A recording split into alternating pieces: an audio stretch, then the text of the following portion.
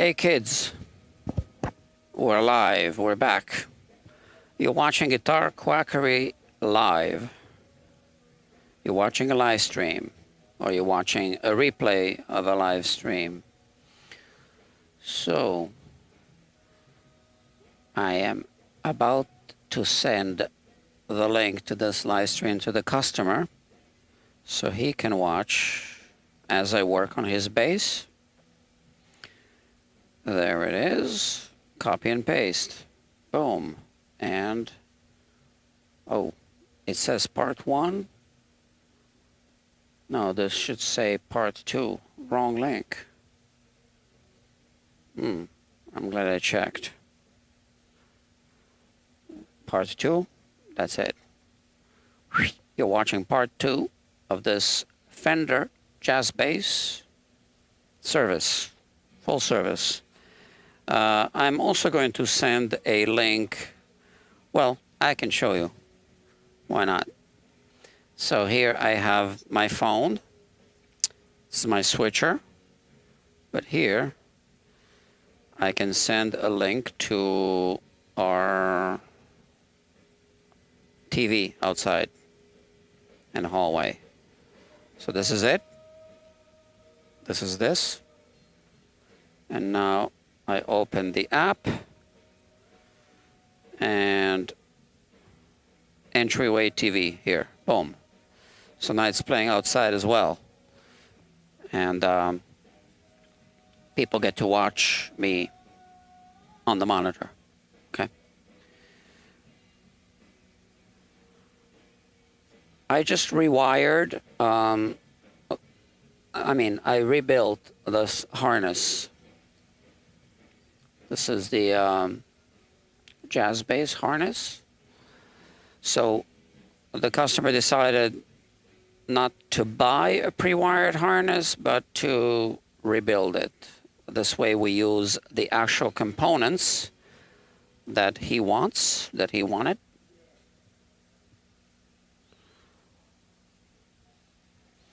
So he wanted to have this output jack. Forgot what it's called. It's like the safety output jack. And these are CTS pots. And this is the orange drop capacitor. Now this will all go here, obviously. But as you can tell, we need to do some cleaning first. Now the old components are here.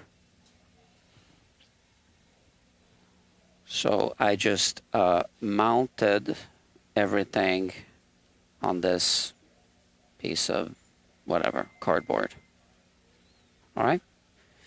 And I'm going to put this in the case. That's why the case was open, because I wanted to show you this.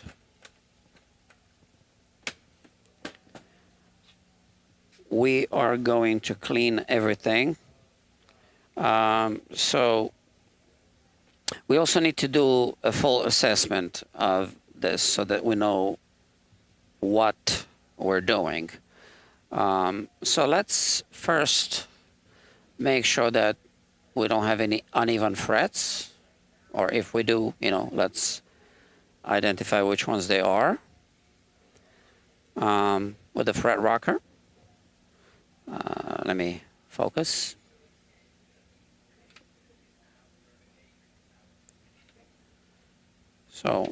So far so good.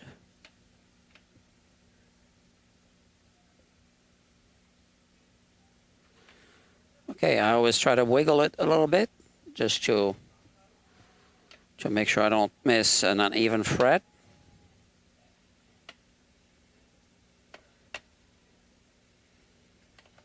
Now, a fret rocker can only find high spots, and it only checks one fret at a time against the two adjacent frets. So it's a bit limited, but it is a good diagnostics tool. Okay, we don't have the strings on, So we don't know at this point if the neck might have a differential relief or not. We can really only determine that with the strings on. And I am trying to decide what to do. This is why I keep some old strings, just in case I ever need. So bass strings are expensive, right? Now, I believe that we'll be putting flat wound strings on this bass, but it doesn't matter. Just for the assessment, I can put round wound strings. Yeah, these might work. Let's see.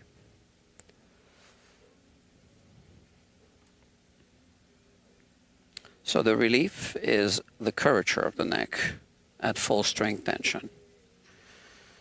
And to measure the relief accurately, you need to put strings on and tune the instrument to pitch. Okay, these will work. So I'm glad I have them. Now this, for now, I'll just put away. It's in the way. I have the 3 screws from here. And yeah, so the truss rod adjustment is here. So I'll remove this plate first. Now, this hasn't been removed in decades. So let me loosen the screws by hand. And if I feel that they're loose enough, then we can safely use the power tool to remove them quickly.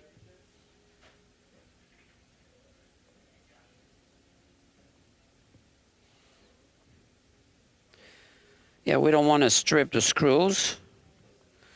They are rusty. This one's different. This one's been replaced. And it's a bit stripped. So it's not the same size, but we'll put this one in the same place.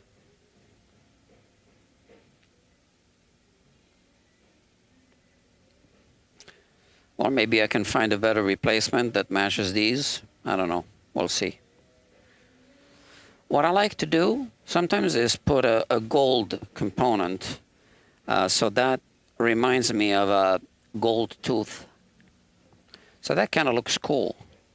I worked on a guitar recently for someone actually kind of well established, not as a musician, okay, a personality. And it's a she. And I needed to replace one fret on her guitar. So I put a gold fret. And I think her guitar might be the only guitar in the world with a single gold fret. Right? I kind of like that.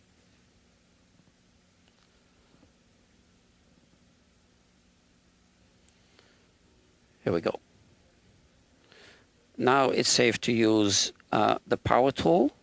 This is a torque setting. I'll put it on 1, okay? In reverse. And I'll put the screws in order.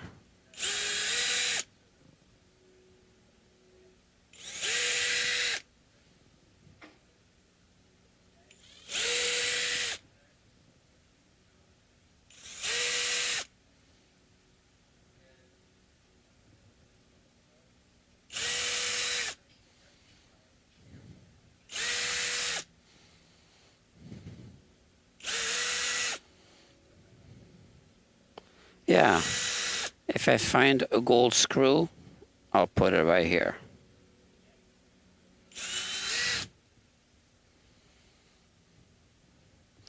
Okay, now we remove the scratch plate.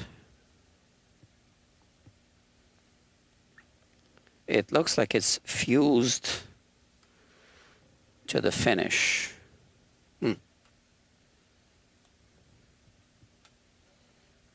Okay, hasn't been removed in decades, if ever. So it's a little bit puffed up. So maybe, okay, here it's breaking the bond.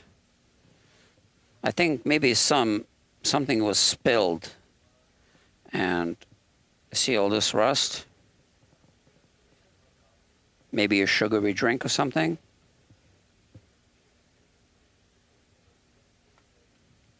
Well, I'm gonna have to do something.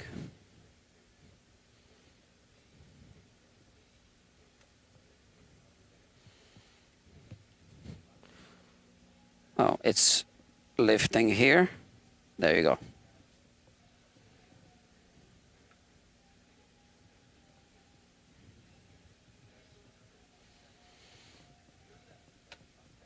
We don't want to force anything with vintage guitars. Okay. It came off. Okay, look at that.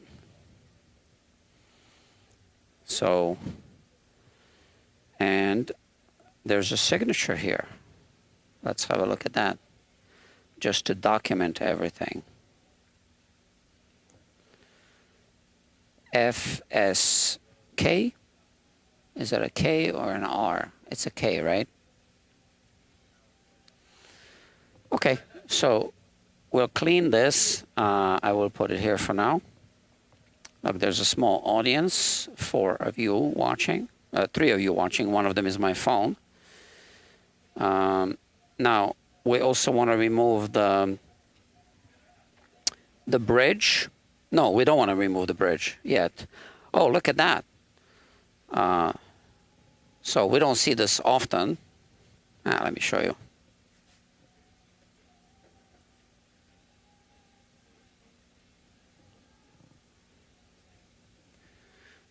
Pleasant surprise. We have actual access to the truss rod nut adjustment. So since this hasn't been adjusted in decades, I'm sure, I want to remove the neck, remove the truss rod nut completely, clean it, lubricate it, put it back, and then do the adjustments. So that's the wise thing to do. And we are about to do it.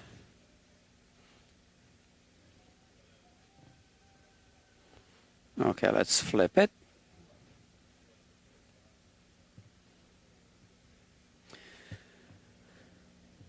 Now, the neck pocket screws are the most important screws on the entire instrument.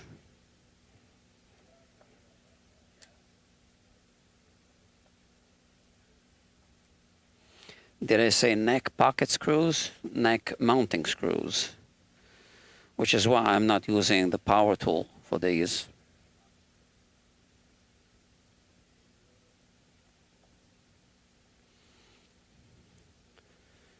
It takes what it takes to remove them.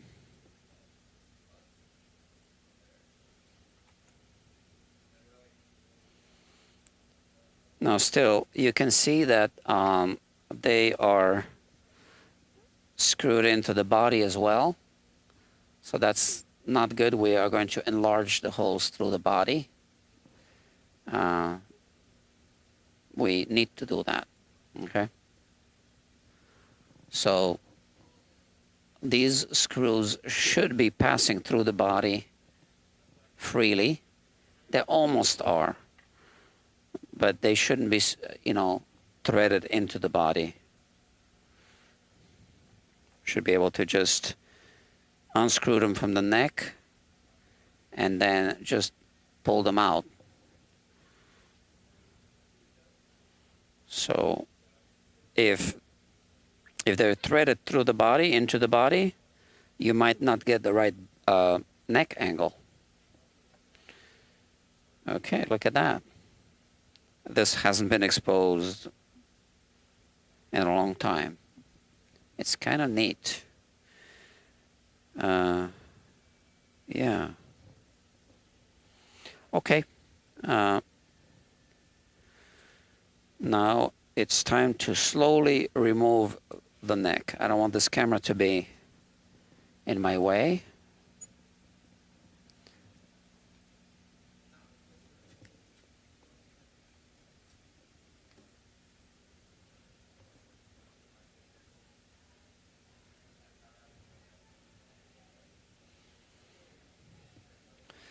Okay.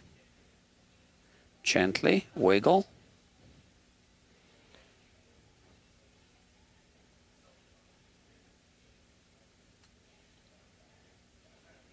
Okay, that's it. We see there's a neck shim right there.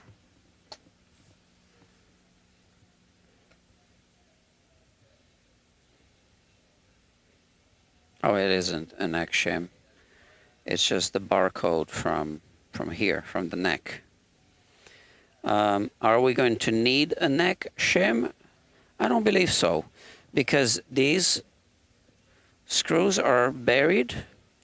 Although, yeah, maybe just a little shim. I think that would actually be good. I'll explain why. So the customer did tell me that he wants to make sure that this is all clean. So we'll make sure. So, like I said, I want to remove this. What size is it going to be? That's the size. Slowly. Oh boy. Look at that. It doesn't want to budge.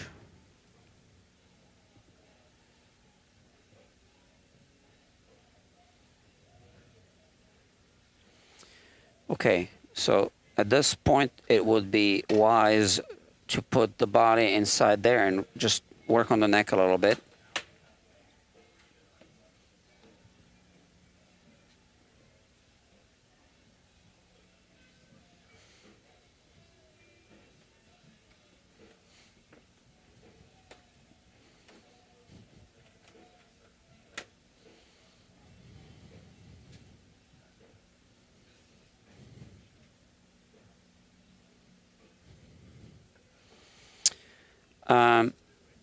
I might want to heat up the truss rod nut. So let me plug the soldering iron.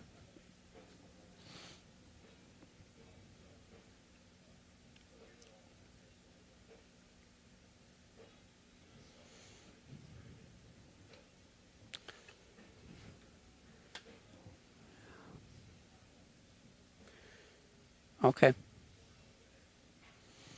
So this fits, you can see that. This is in fact the Fender 3/16. But, you know, I can't turn it.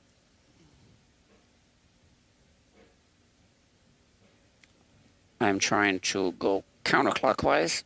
Oh, it just turned. Okay. See, this is why it's a good idea to lubricate these old parts.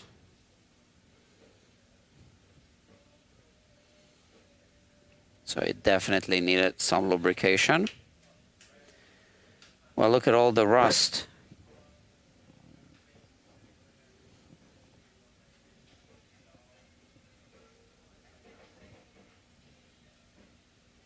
Okay.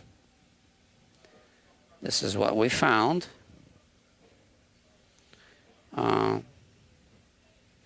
So this is one of the reasons why I do live streams. So I definitely do live streaming for instruments that have you know, a big question mark attached.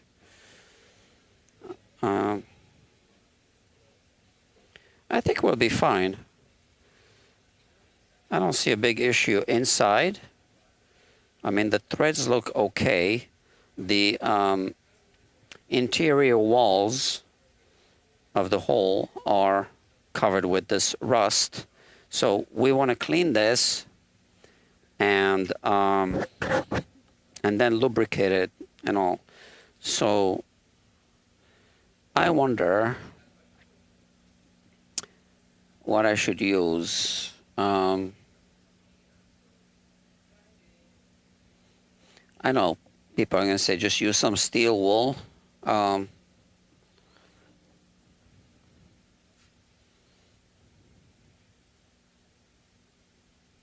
wonder if we should replace it.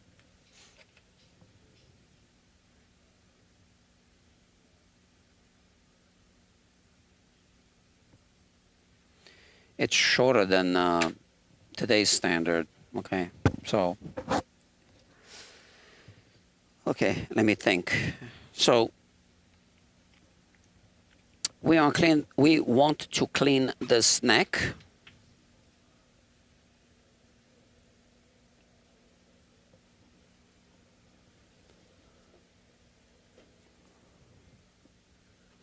So let's do it.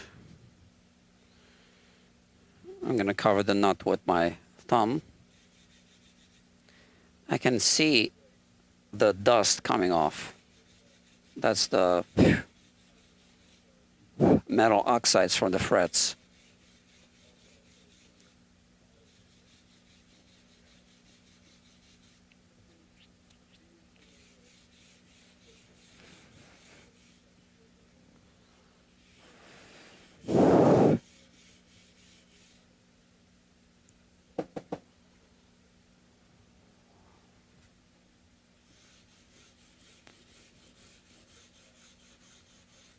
This is just a quick removal. There's a lot of oxidation. I'm not sure if the customer told me that it's been kept in a humid environment. I think he did say that.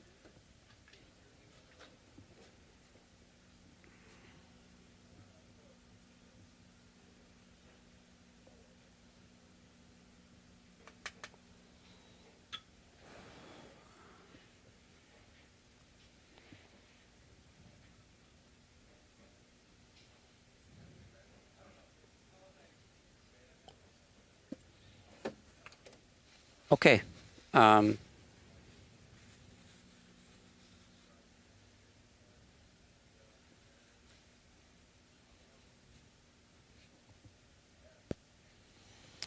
just cleaning this truss rod nut. Just removing some of the rust. Now, why is there rust? Is this ferrous metal? Yeah, it is. Look at that. So this is a really bad idea. You always want this to be made out of a softer material. This is also ferrous. Softer material than the actual truss rod. Like brass. So that the nut breaks before the truss rod. The threads on the nut, the internal threads can, you know, can break. And then you just replace the nut instead of dealing with a truss rod replacement.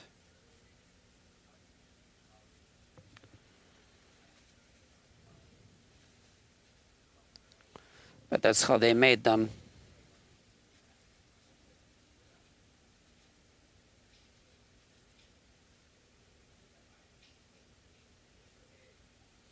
Okay, most of the rust came off.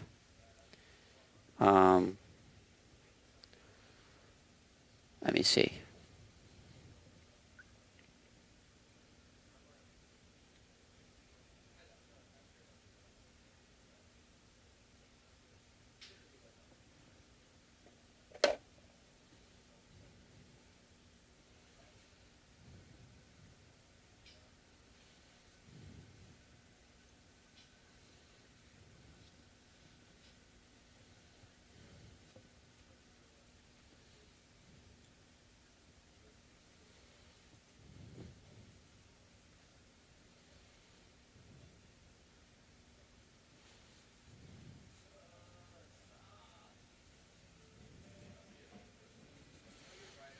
Yeah. Where do I have the brushes? I thought I had a small wire brush somewhere. I don't really use often.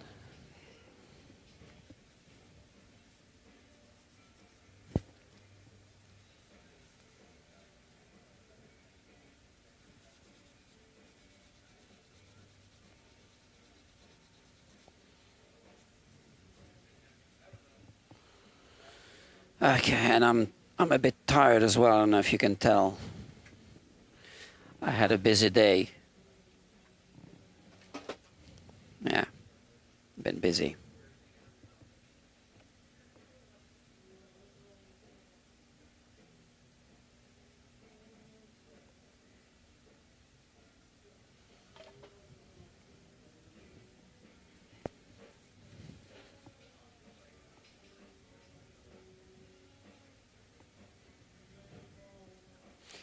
I also have an ultrasonic cleaner that also works well, but I don't think it would work well for this. I think here we need more of a mechanical. I mean, ultrasonic cleaning is mechanical, I guess.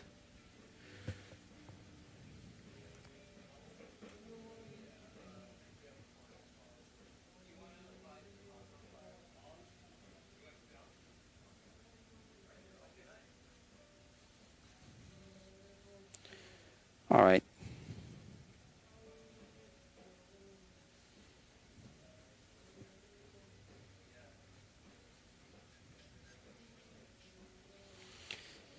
So it is technically, I guess, nickel plated, or it was in this area, but it still is here.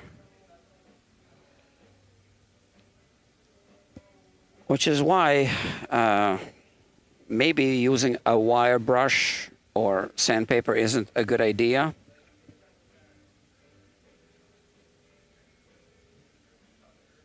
I don't know.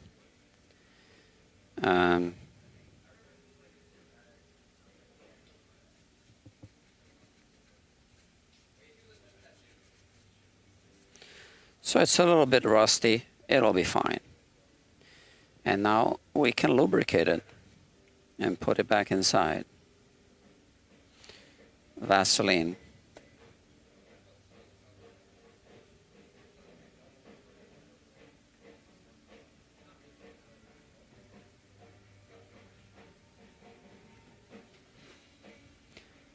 There's no easy way to clean the inside,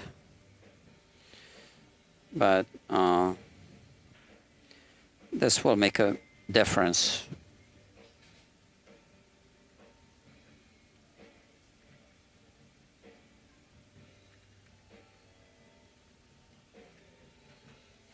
So as you can now see, it would have been a big mistake to try to adjust the truss rod without doing this first. So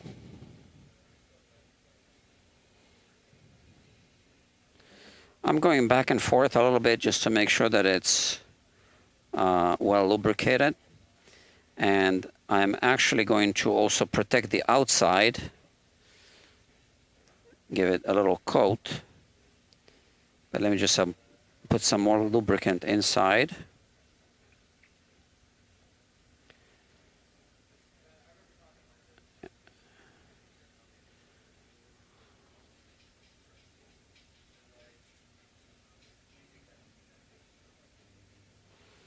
So it's a little bit of protection from corrosion, from the environment.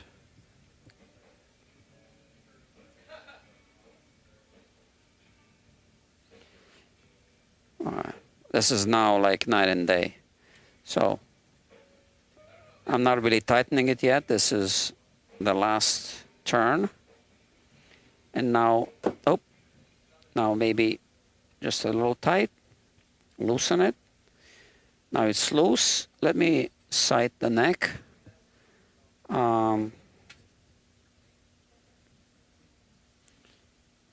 It looks like it's completely straight here. and it might have a little bit of a back bow on the treble side. So let's take a measurement.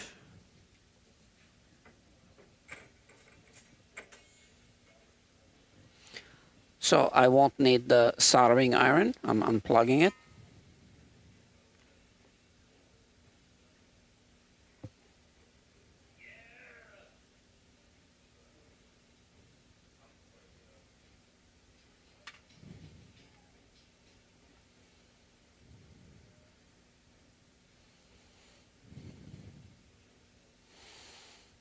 Let's tighten it just a little bit.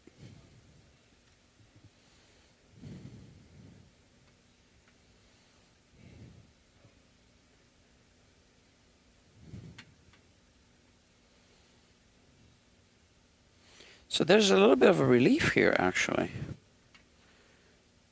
but not here.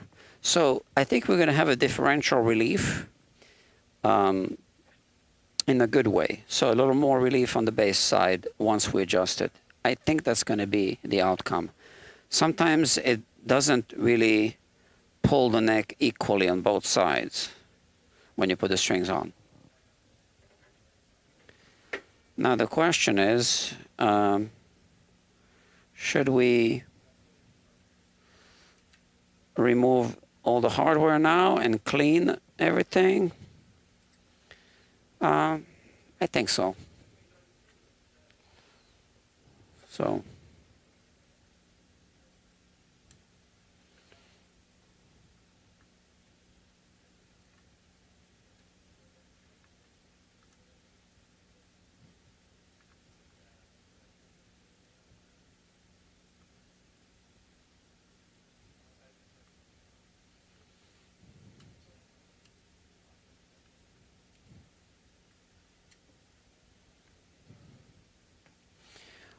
Yeah, there's a date, I guess, on the neck.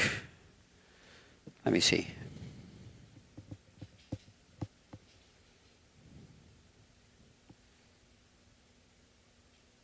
Oh, it's 2000. Oh, this was older. June 19th, 2000. I think that's what it says. So yeah, so he really wanted me to clean this. So let's see what it takes to clean it.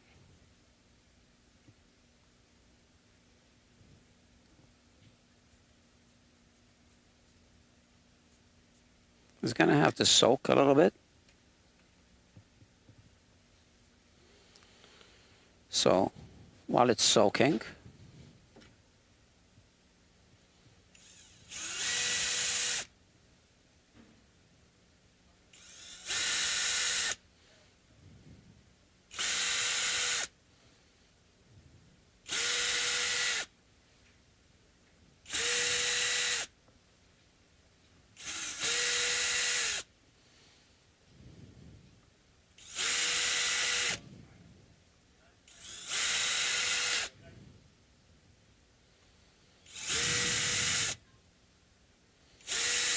you don't realize how many screws these things have until you need to remove them or put them back.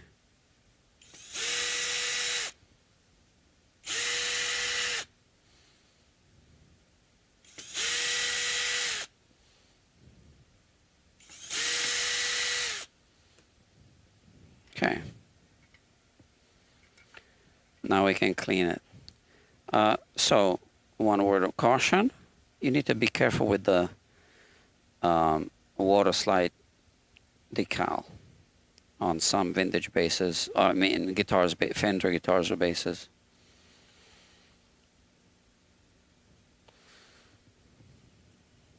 So we'll be careful.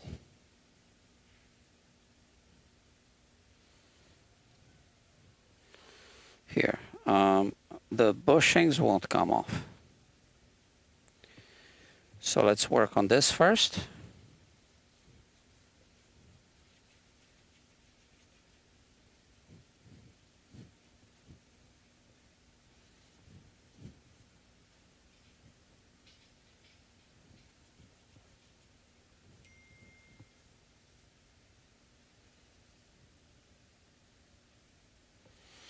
So the customer says,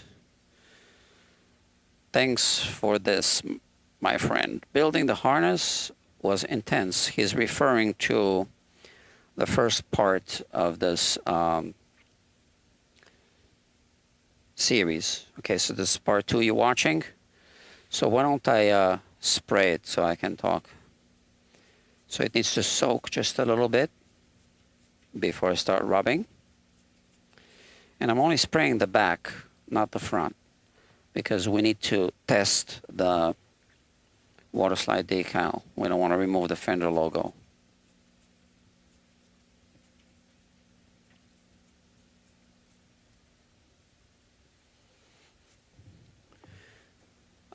Yeah, so this will be maybe like a 4 or 5 part series. Now it's on the playlist. And we'll see. We'll see how long it takes. The serial numbers on the back of the headstock. But I can see it's sprayed over, right? So that's not going to rub off. And the Made in USA is right here.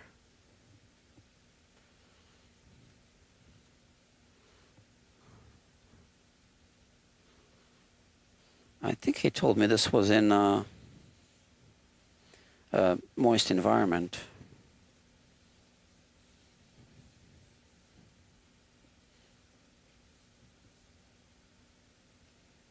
Okay.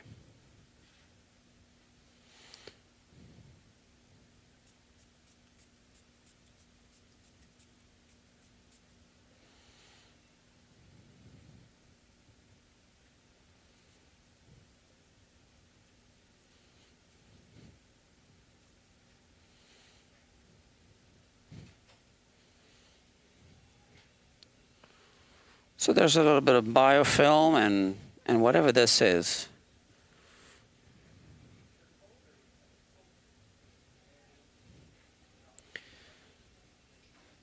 All right.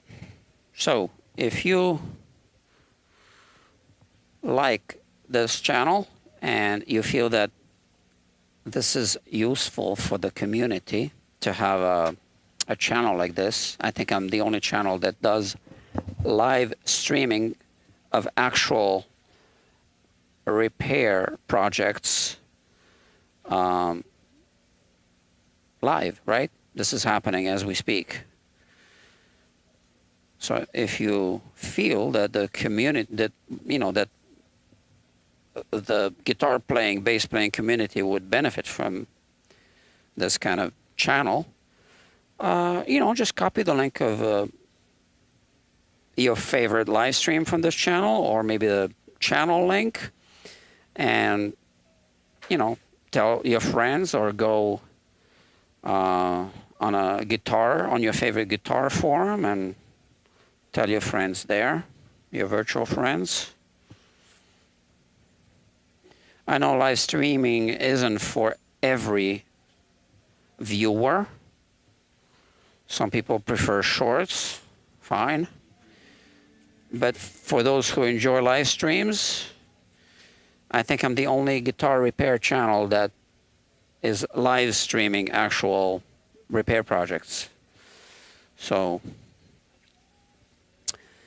another good YouTuber, his name is Daniel. He's got this channel, Unquendor Guitars, okay? But he isn't a repair technician. Please focus. Okay, check him out. Give him some traffic. He's a good guy. I don't know him personally, but I can tell. So he is live streaming from his workshop, but he's a builder. So that's a good thing as well. I'm a builder too, but I haven't been building since COVID. Yeah, so because right now my basement is still under renovation, which I started before COVID.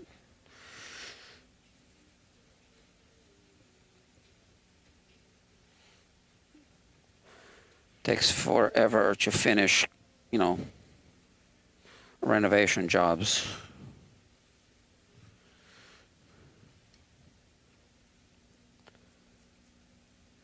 Okay, so this needs to soak a little bit more, this part here.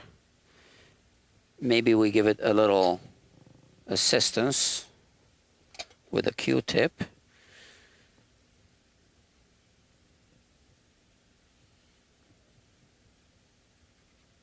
Yeah. It's coming off.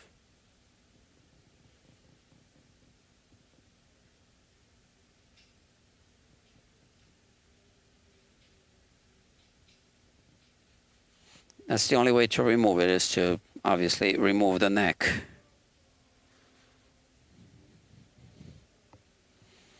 And then we have a line going across here.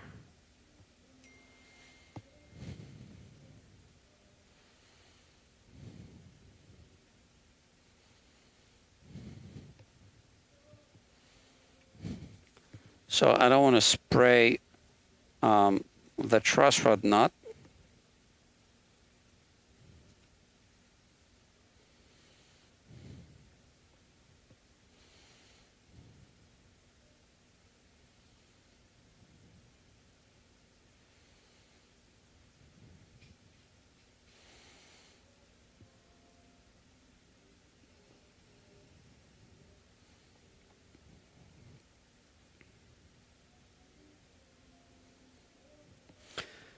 So how are we cleaning this? We want to leave the, good-looking aged patina. But I know that he told me that this bothers him around the neck pocket. So this definitely I'm removing. I think he mentioned that more than twice, I believe. Yeah. So, and I think this is good now. Now here, so there's signs of aging. This is a bit ugly, right? So, but like I said, that's a water slide decal. We gotta be careful with that. Microscope. Let's have a look.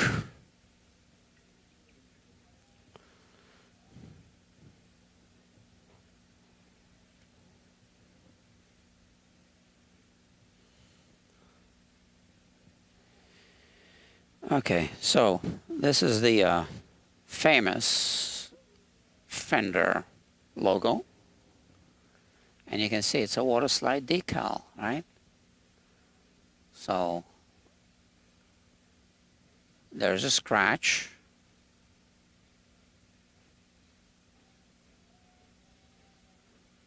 It says Jazz Bass.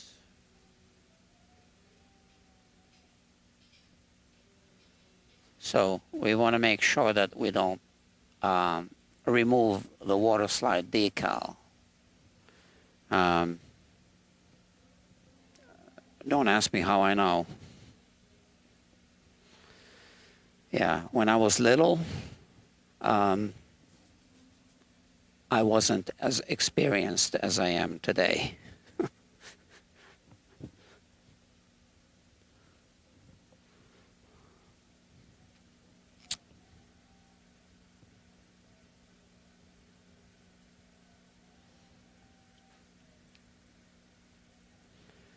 So once I had a guitar, it was the Eric Johnson signature model, one of them, and it has a water slide decal,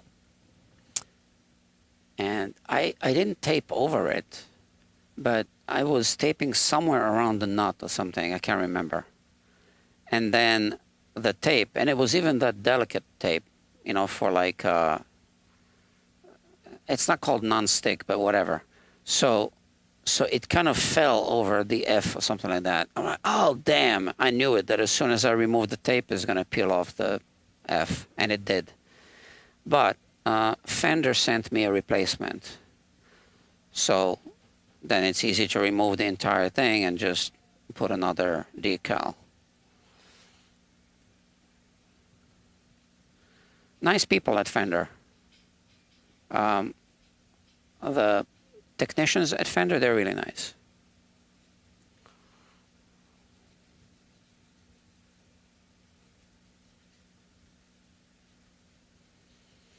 So now I'm just cleaning away from the decal.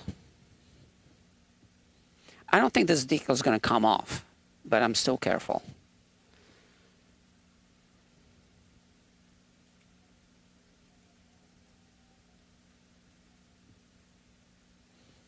Nothing's coming out. I have another one. And I have another one. And I have another one. And another one.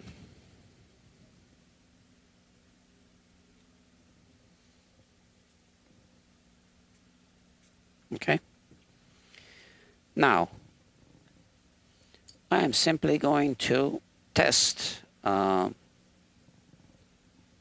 the decal. Like here we have like something over the decal.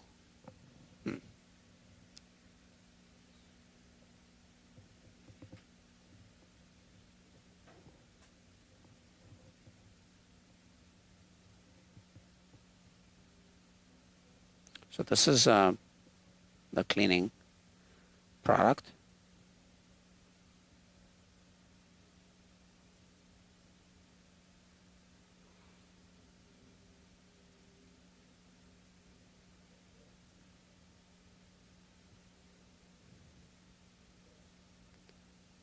This thing. I'm not pushing at all.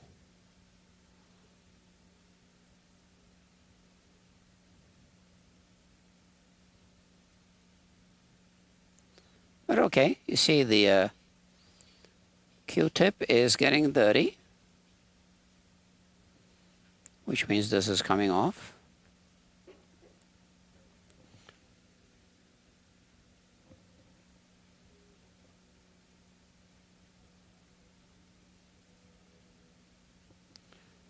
So just take some cleaning product from here, which is just water-based. Water-based, and this is a water slide decal, so there you go.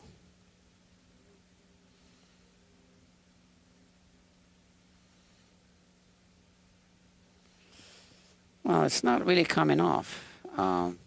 Here I'm pushing down, right? Which is fine.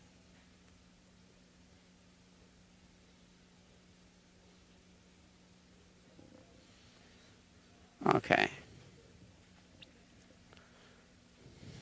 I don't know. Got to do it carefully.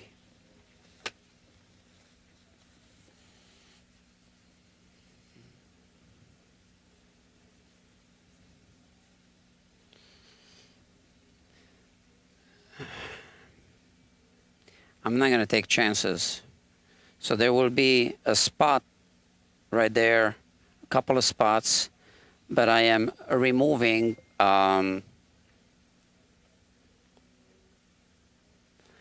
well, the customer says, I honestly don't care about the decal if a little bit comes off. Okay, I'll be careful, you know. So, you know, we're removing all the dirty stuff from here, so.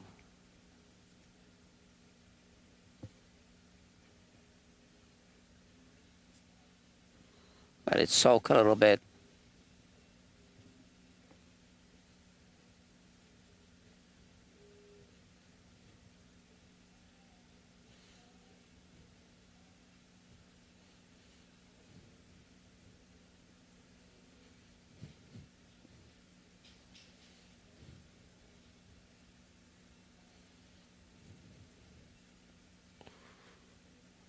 Okay. We want to keep some of the patina anyway, so I think this is appropriate right there. This whole thing looks better this way. Let me soak this part just a little bit more and rub it with a Q-tip.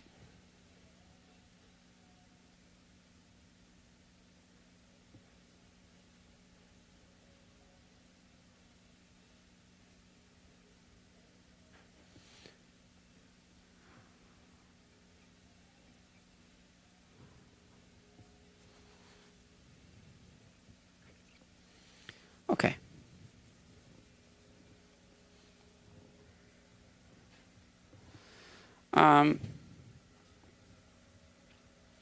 I think we're good. This is, you know, a pretty good aged look now. Now,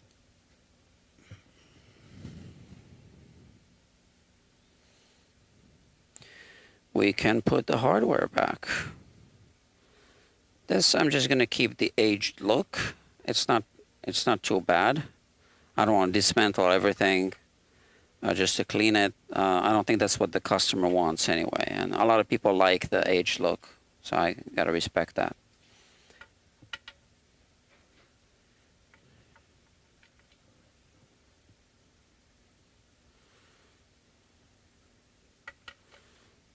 All right. Where's the little screwdriver?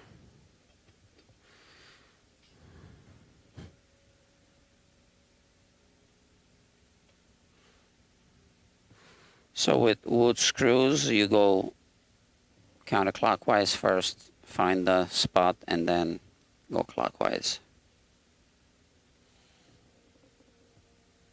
It makes a little click.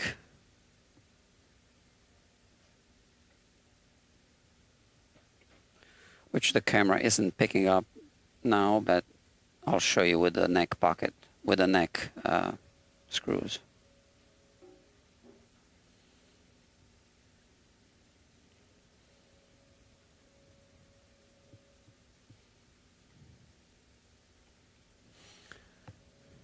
So something is wrong with the chat, because it tells me, well, it's the same thing with the, during the previous live stream.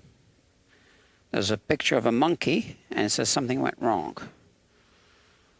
So I'm going to check the previous live stream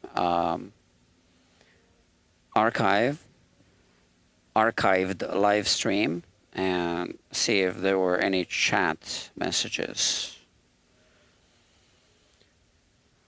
There are some glitches with YouTube. A glitch you can't see, but I can see it. The text box where I'm supposed to write the keywords. Yeah, there's a glitch with that.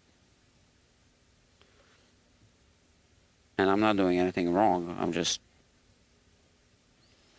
typing in a text box, which is exactly what you're supposed to do with a text box.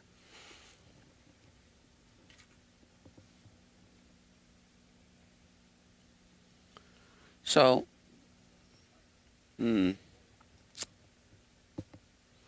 16 screws, right? And I have this, I put it on one.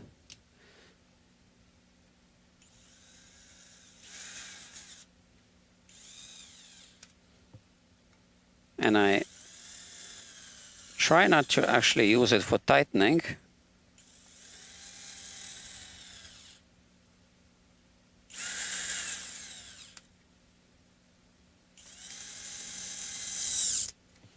But if it does click, it's just the torque adjustment is on one, so it's a good safety.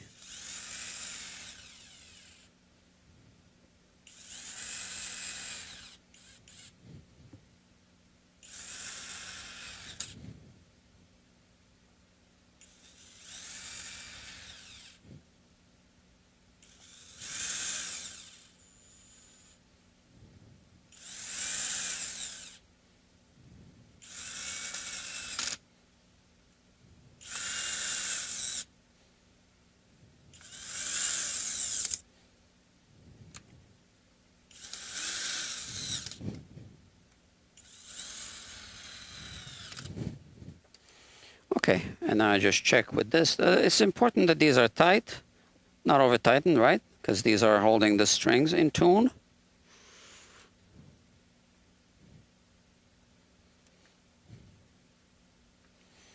I think they're all good.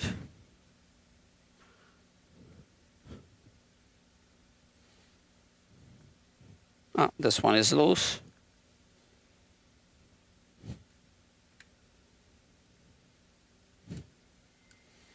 Okay.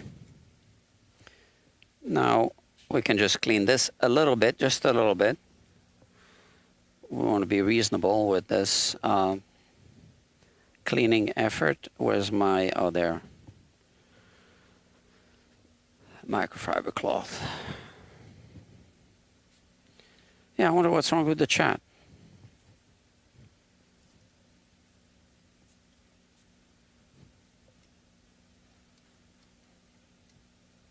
So one good thing about these live streams is when there's time, I can read the chats, and you guys get to ask tech questions that I might be able to answer.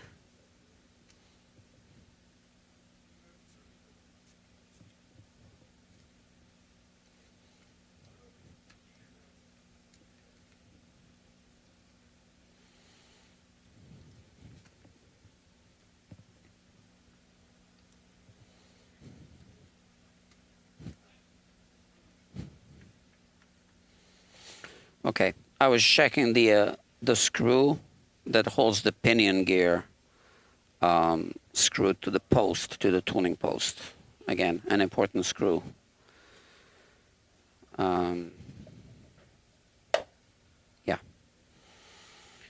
Okay, this is good. Now, so we're doing cleaning and assessment. Let's clean the body first.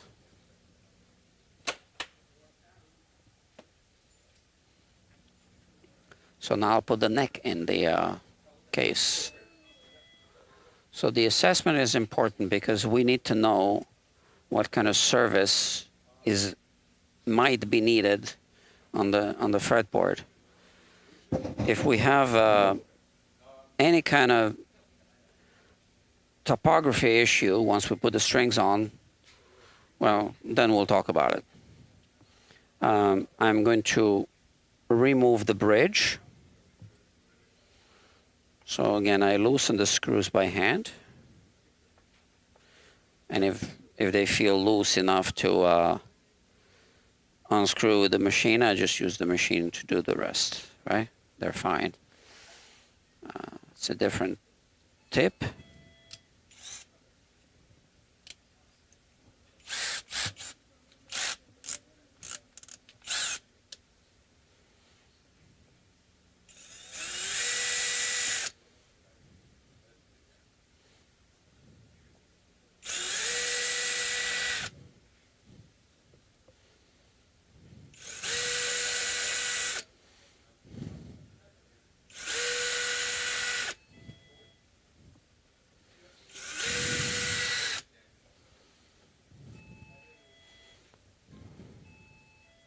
Okay, this is the grounding wire, and so the reason why we want to do a little bit of a neck shim is to tilt the neck in this direction just a little bit. So when you do that, it lowers the strings. It brings the neck closer, or the strings closer to the neck, which in turn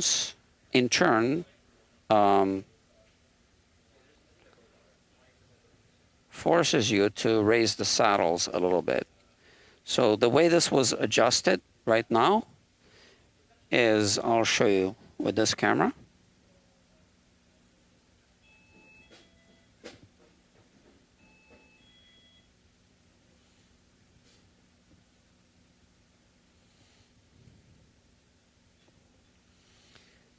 So we didn't have the strings on, right? But I'm just going to assume that this is how it was adjusted. So I don't like having too little space here, because then there's no adjustment left. So If we're going to have to raise the saddles because I tilt the neck, that'll put a little more space between the saddle and the bridge plate. And, you know, we want to have a little more space than all the way maxed out all the way down. Yeah, so because we want to have some adjustment left. Now, as I said, these screw holes are too tight, so we need to enlarge them. Now, usually I use the 18 gauge drill bit. I have a whole set over there. But I want to make sure it's going to be the same size for this one, for these screws. So let me measure this. 168 1/1000ths of an inch. Now, why am I measuring in inches? Because my drill bit set is in inches, 168 1/1000ths of an inch. Okay, so now I need to bring this over here. I got a little bit of clutter over there.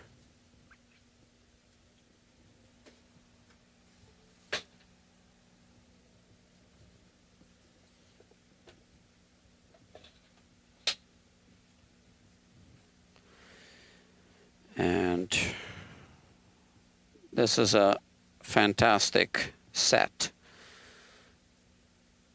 Okay, 166, 169, and it's the number 18 gauge, as you can tell. You can see this here, 169. Okay, so that's the drill bit I am going to use to enlarge the 4 holes over here.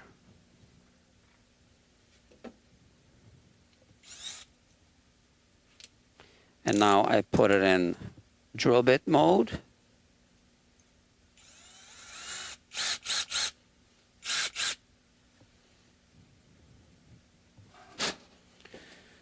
And put it off my bench and do some drilling. I basically always need to do this on Fender guitars.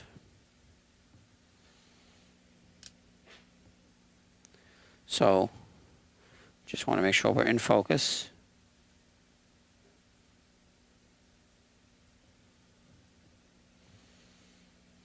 So we go backwards first, counterclockwise. There's some wax inside, and now clockwise. Okay, just a little bit, right?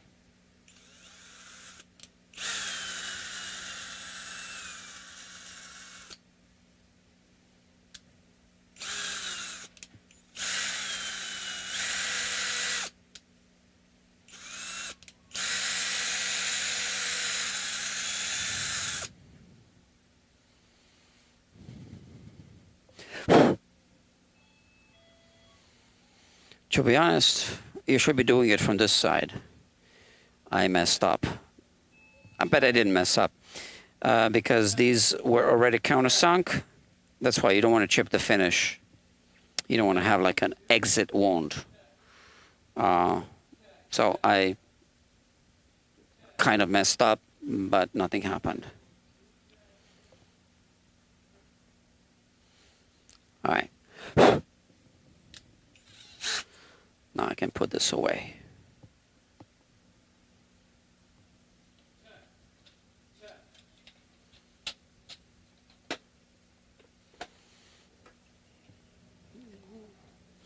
I think you can buy this drill bit individually. Just remember, it's the 18 gauge, the number 18 in imperial measurements, not metric. Okay. And now we have the situation that we want to have, which is this. I'm just going to check every hole so you can, it's nice and tight and it freely passes through. So that's how you ensure that it's securely mounted and that the mounting doesn't mess with the brake angle, with the neck angle. Right? So that's how it's supposed to be. But I guess they cut corners at the factory, and it's not always like that, the way it's supposed to be. Okay, so let's do a little bit of cleaning. Where's my spray? Here.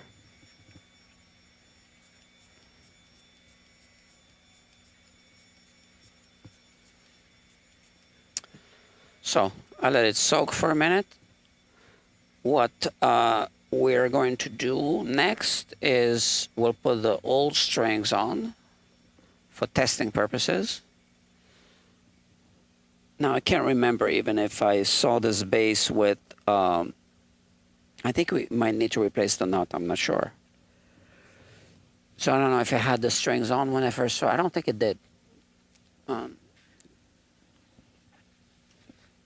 Because I don't usually just remove the strings and put it like that in the case, okay?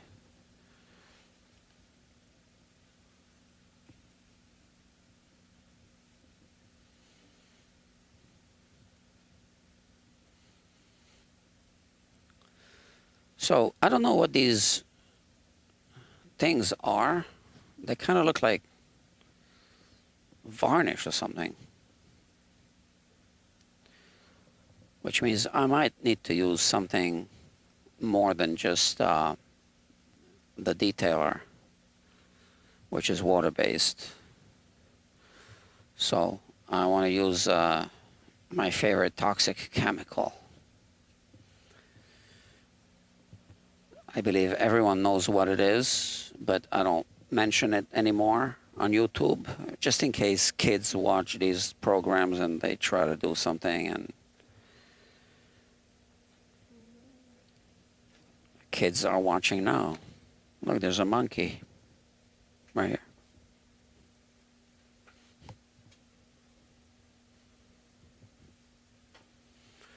Right here, there's a monkey.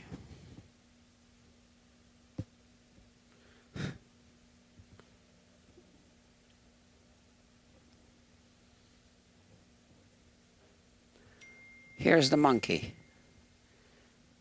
So it says something went wrong. And I don't believe you can post chats, live chats. I heard a message come in. I can't be checking my messages now.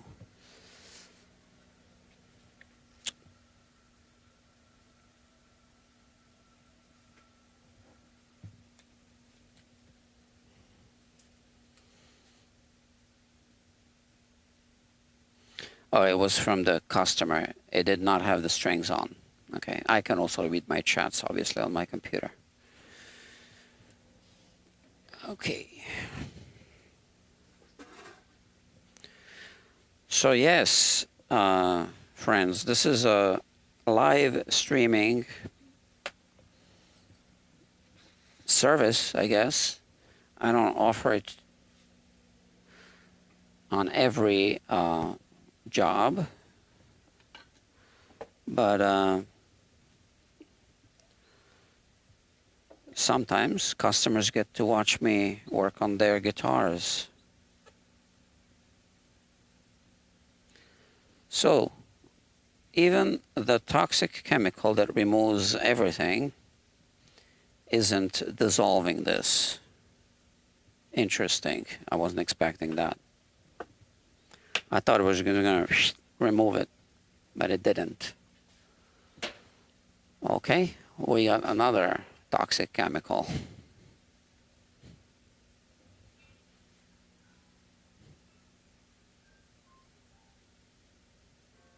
Let's see if this does anything.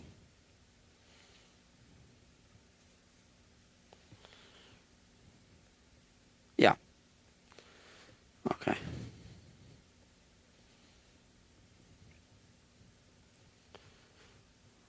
So this is the Music Nomad guitar polish.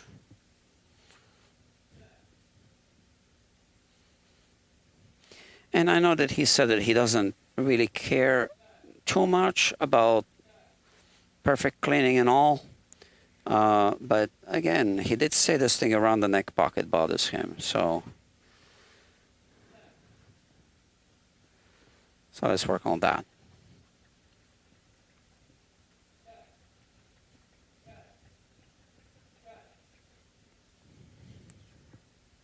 Much better, look at that.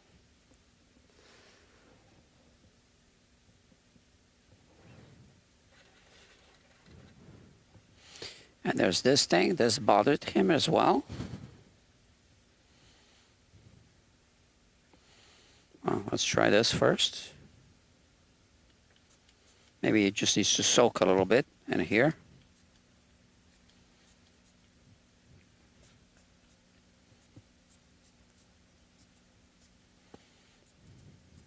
Around the pick guard. And here. So while it's soaking, I want to test something. Okay. I can see that here. Oh, I forgot to put the string tree on the neck. Okay, but it's here, right? I would have noticed. And I did notice.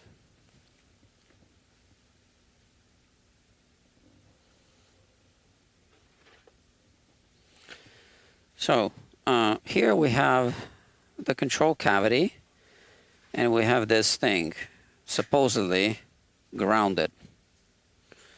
So there could be shielding paint under the thick finish. I don't know. There is one way to find out.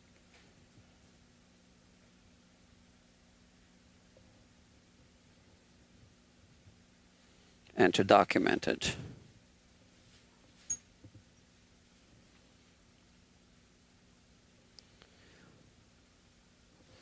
So I am going to test continuity between this plate, where you know, okay, between this plate, this thing, and here there's like black. Okay, so I don't know if this is black paint, and then there was a spray over of this finish. We are going to find out. So what I will do is test for continuity first. Okay. Uh-huh.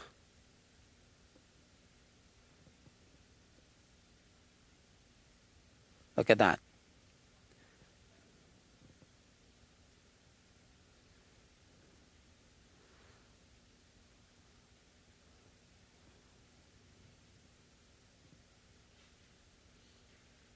Okay, so it's not the best, but, you know, it's something.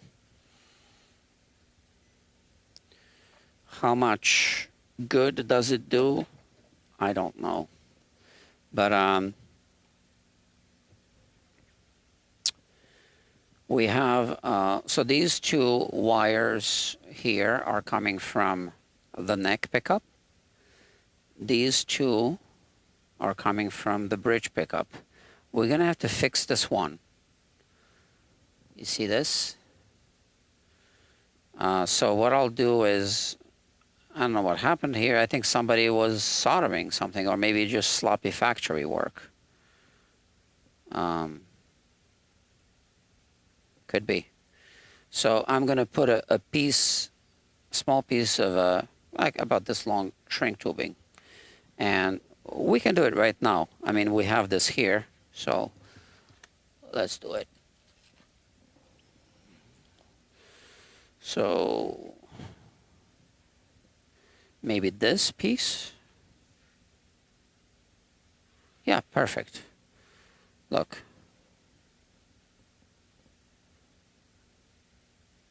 So this goes over this, because otherwise it can come into contact with something. And this is so nice and tight, I don't even think I need to use the heat gun to shrink it. It's good the way it is, just like that. Okay? Okay. So we'll clean this. Oops. Man, did you see that? I almost knocked my camera down. Almost.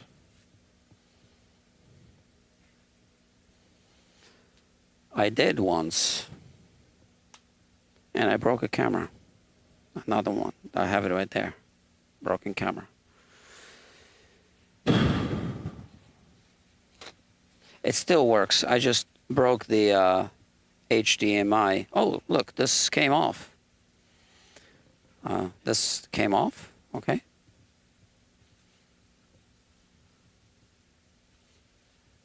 Oh, this is coming off. So all you need to do is soak it, I guess.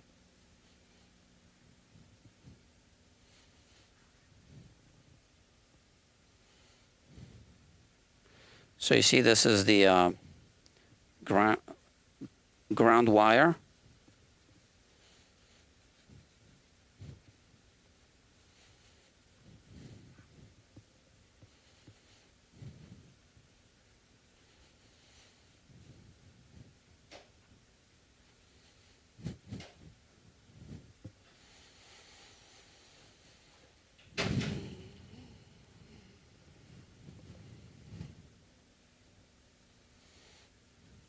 I hope it's not, yeah.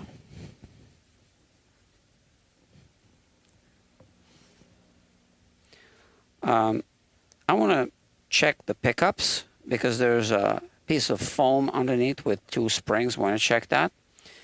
So we're going to soak it again while I'm checking.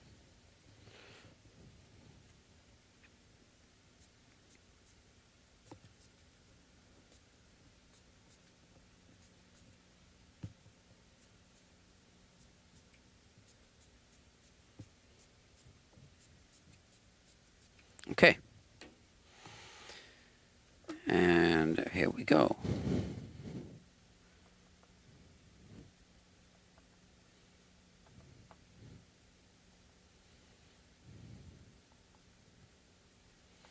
And this way it's easier also to clean around the pickups anyway.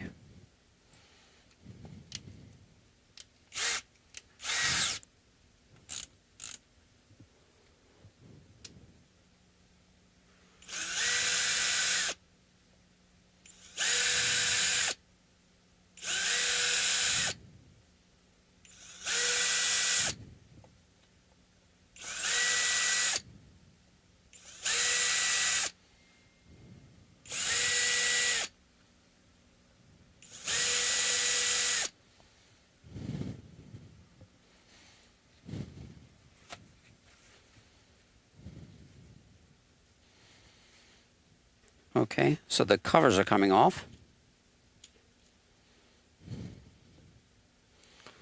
Let's clean the covers. There's a whole bunch of junk around them.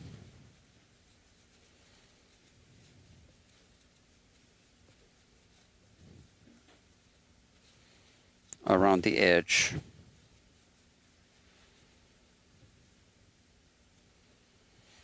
So here there's a logo. So it reads from here. So that's how you know what's the proper orientation.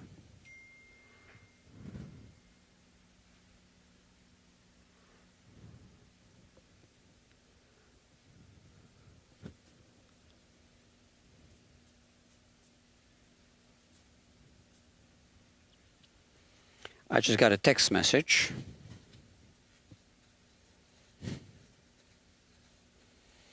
So it's a, you know, vintage bass. It was about the look. It looks like faded jeans, right? It's a style.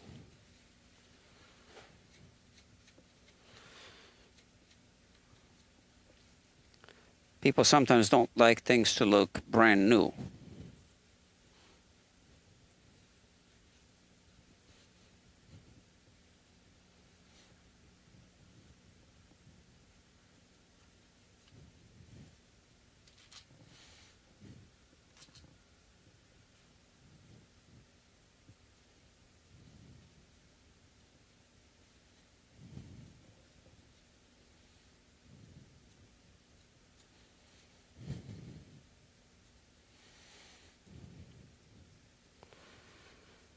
Okay.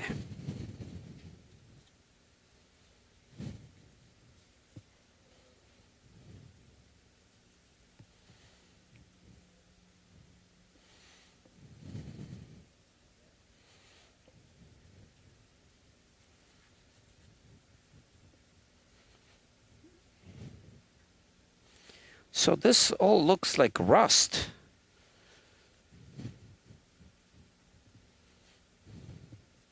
And it's coming off in layers. Look at that.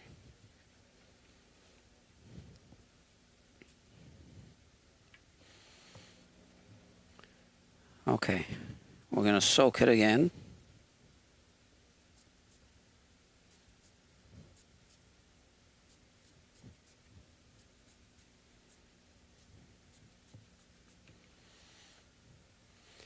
And now I'm going to look under the pickups.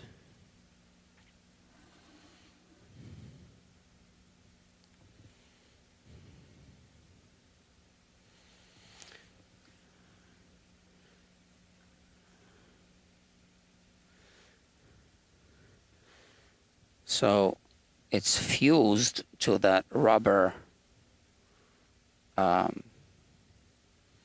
foam. So I'm going to have to use a hook to pick it up from below. Now the hook is metal, so I'm coming close to a magnet, which means I need to manipulate it carefully.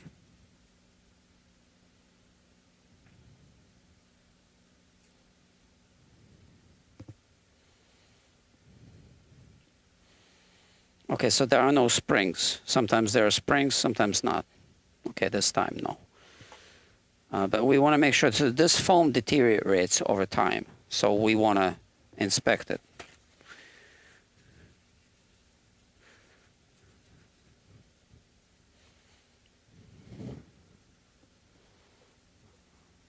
And as things are fusing together, sometimes it becomes impossible to remove it after many, many years, which is another reason why it's a good idea to remove them periodically.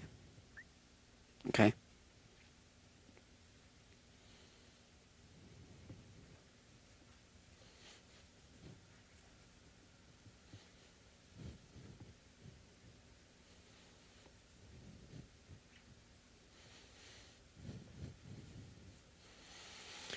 So this is made of, well, we can test it with a magnet.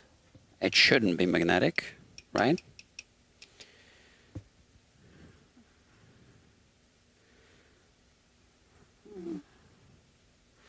It says recommended installation by a professional guitar repairman.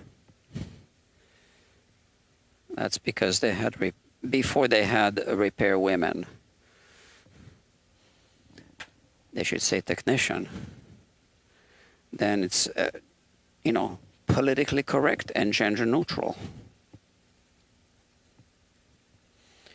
There are a few women who are excellent repairmen. Yeah, excellent repair technicians. One of my favorite, or maybe my favorite, no, one of my favorite is Tanya Spachuk. She is a YouTuber. I believe she's from Ukraine.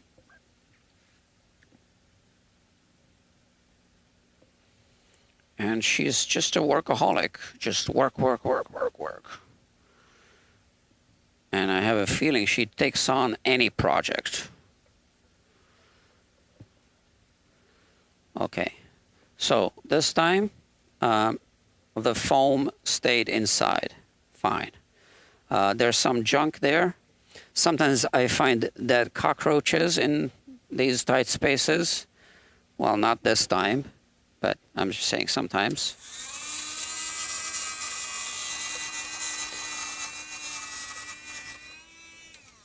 So I vacuum it out.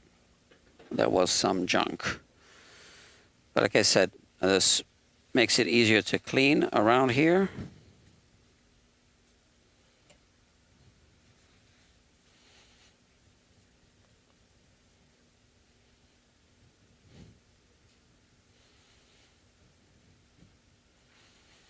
Yeah, Tanya's great.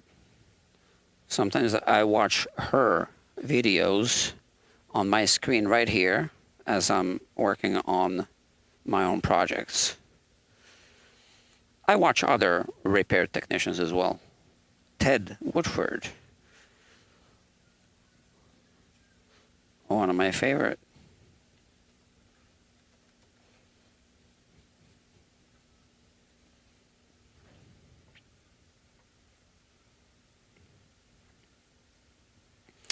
Okay.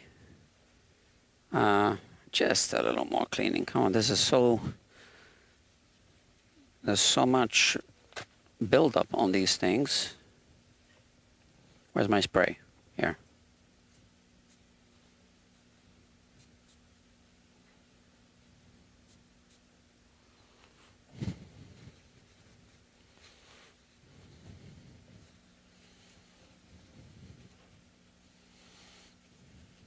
Okay, so we're almost ready to put it together. I do need to clean the pick guard. And again, we'll leave it a little bit aged, or, you know, we'll leave some patina on it. So this way. Okay, good. Now let's put these back. So counterclockwise, click, clockwise.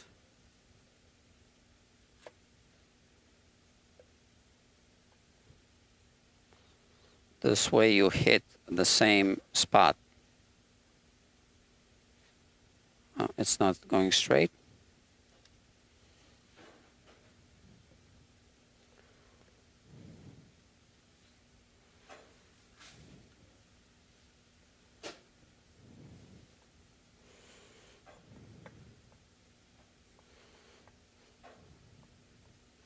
So we're gonna shim the neck just a tiny bit, and that's because the pickups aren't, it's not possible to raise them much. So especially the bridge pickup. I don't have that foam right now here. So otherwise I might want to replace it. This is fine, this way.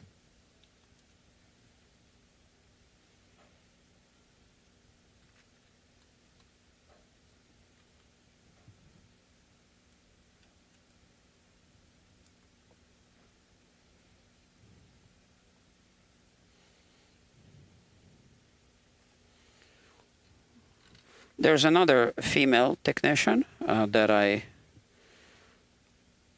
kind of more personally like, I guess. Her name is Grace. I don't think she's got a YouTube channel, but she's part of the group called the Loot Group. So if you are a repair technician or a builder, you should check out the group on Patreon. Luth Group. L-O-O-T-H.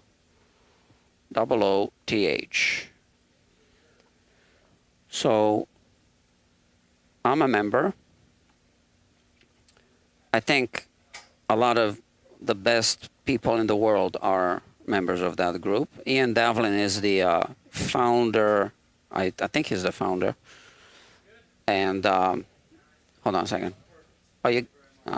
Customers are leaving. I thought the guys were leaving. So Ian Davlin, my buddy, is the founder, I think. Doug Proper is somehow involved. I don't know if they're co-founders, maybe. I don't want to tell you wrong. But anyway, you can join. There's a membership thing, and you can interact with all these great people all over the world. And sometimes I keep not the YouTube, the Zoom link open. The Zoom link is called the Luth Along. And you can sometimes ask questions like, hey, I'm doing this. Man, I can't figure out how to do this. Any ideas? And then, people kind of maybe help you out or whatever.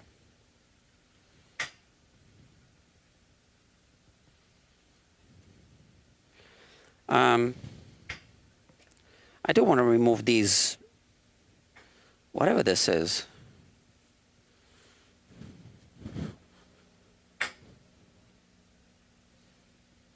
Yeah, just a few little spots.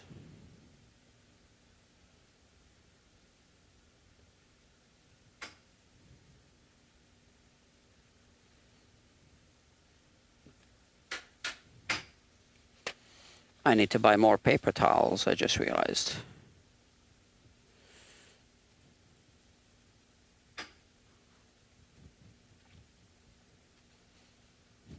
Yeah, that's better.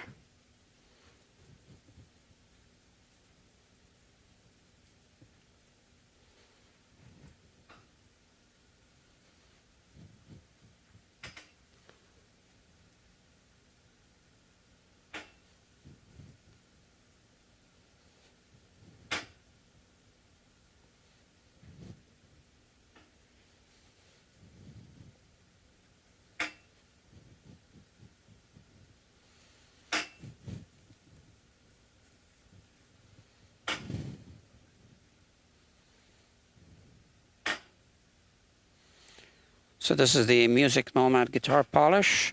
You can damage the nitro finish with this. Just be careful if you ever use it. It doesn't mean that it's a bad product. It means that you need to know how to use it.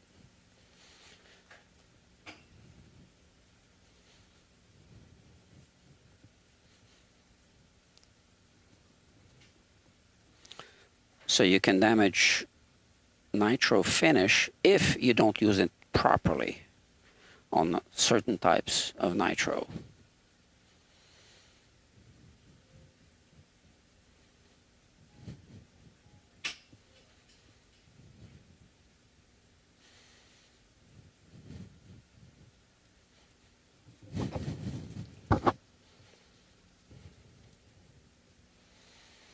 This looks ugly here. It looks like, when you don't wash your neck for 3 weeks. So I'm going to take care of that.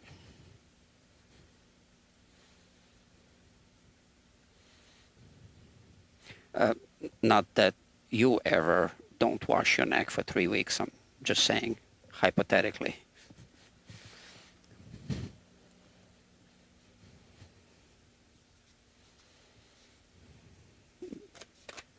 But, those other people that don't wash.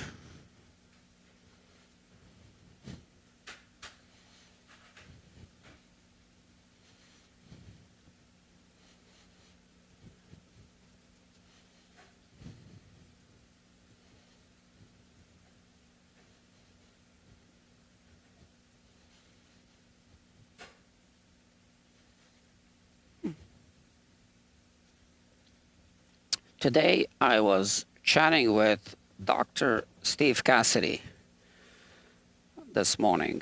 Well, it was morning in New York. It was afternoon in Scotland. So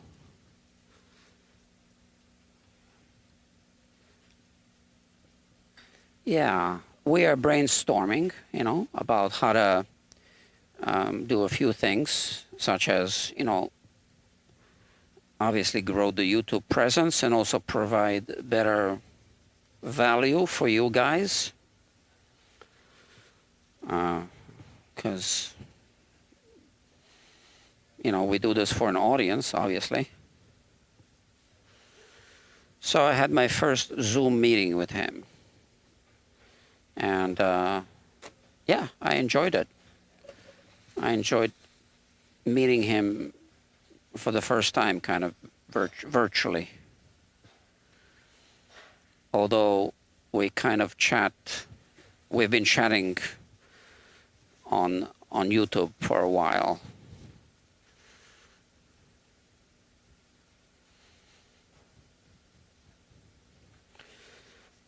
So he's got a channel called Steve Cassidy Guitar.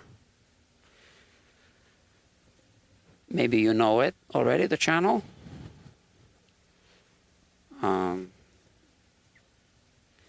So I enjoy it. So if you want to check him out, just check him out. And then you decide if you want to follow him or not. It's up to you, obviously.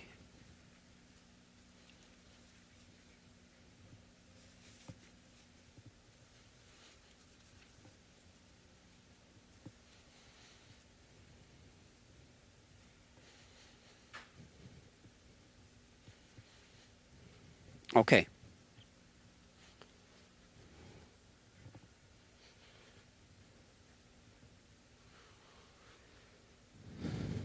We'll put this grounding wire back now.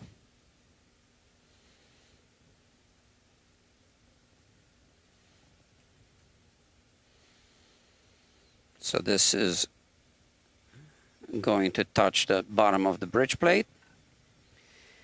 And now the question is,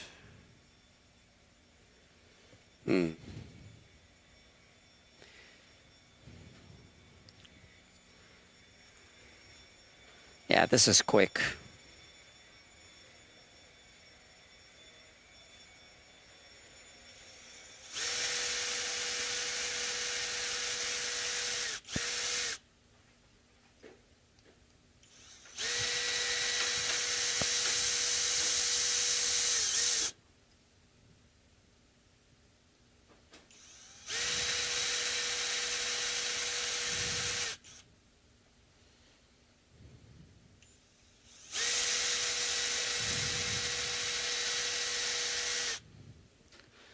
So yeah, so it doesn't look good, when you leave all the dirt.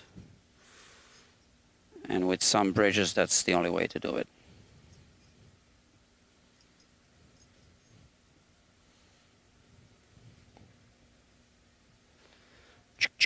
Where is it?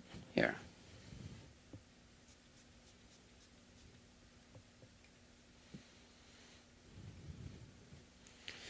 So I like to listen to Steve Cassidy. He's from Scotland, so how should I say it? The YouTube AI subtitling tool doesn't always get it right.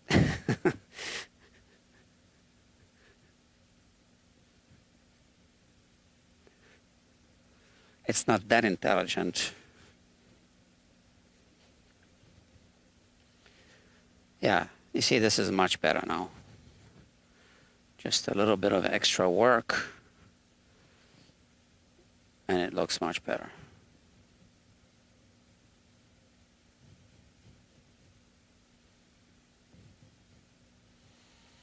So we still want the aged look of the aged chrome. Chrome is hard to age. I mean, yeah, it's going to age, but nicely.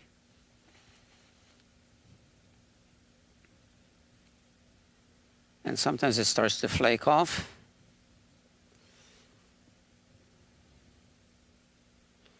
So I think I'm happy with this now, all right?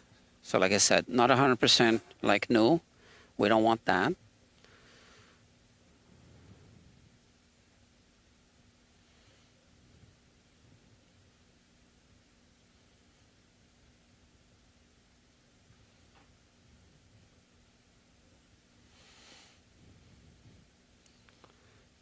So I'm using the wet part of the cloth, obviously.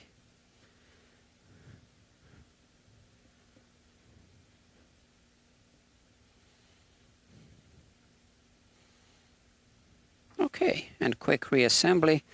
We'll put the neck back on, the string tree, and then we'll put the sacrificial strings on.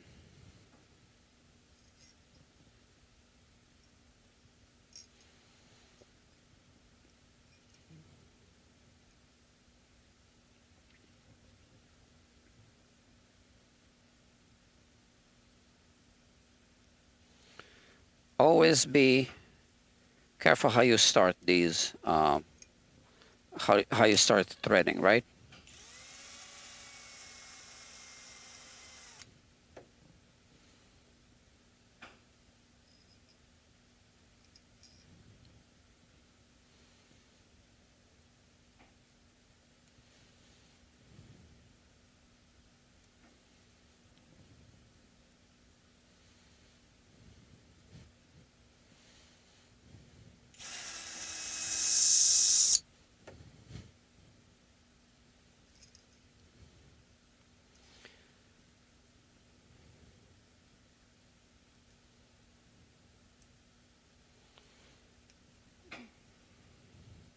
I received a few really weird text messages today.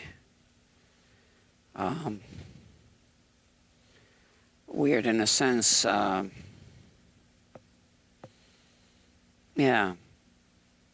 I don't know, like,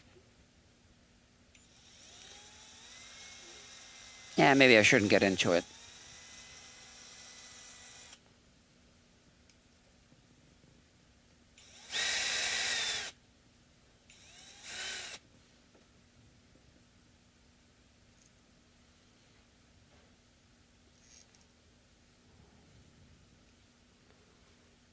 And yesterday, I believe, as well.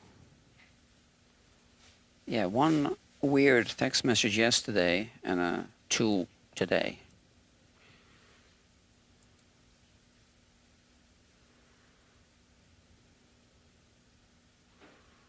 And then a whole bunch of text messages from potential customers that never follow up.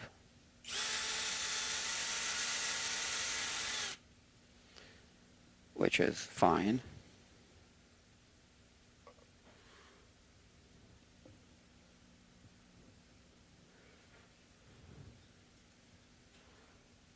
Which screwdriver size? This one.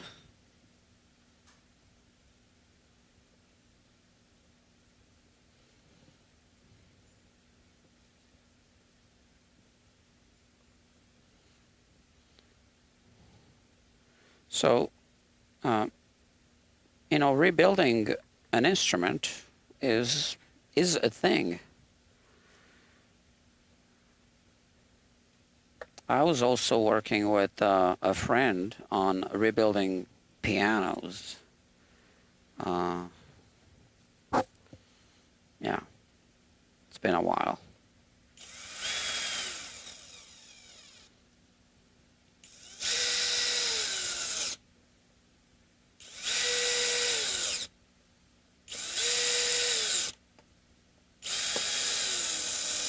So yeah, I use the torque adjustment on one just as a safety, but I actually want to tighten by hand. It's just that if I accidentally, you know, fail to release the trigger on time, it's not going to really over tighten.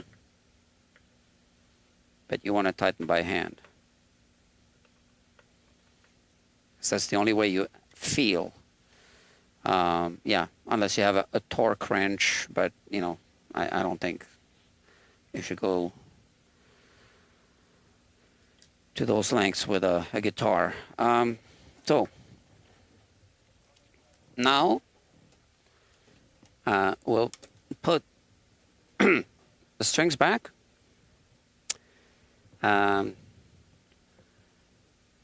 It's also not a bad idea to test the pickups right now, and that's exactly what I'm going to do. So I have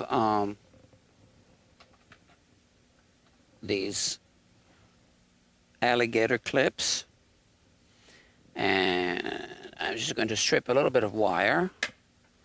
I'm going to cut this wire shorter anyway, but let me just strip some wire. Maybe change the camera angle a little bit.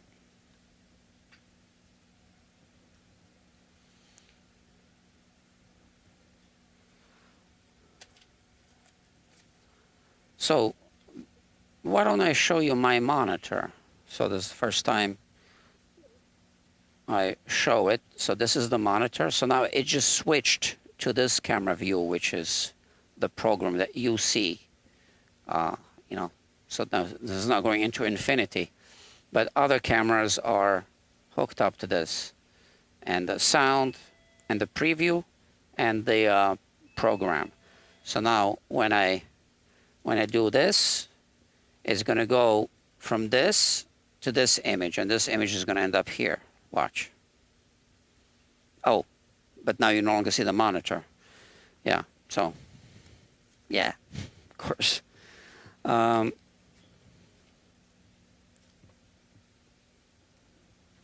It's a multi-screen. So I'm trying to figure out how to put chats on this monitor, or maybe have another monitor for the chats so that I can read them as I work, so I don't need to stop working, and we can kind of communicate. But everything takes time and money. This size here.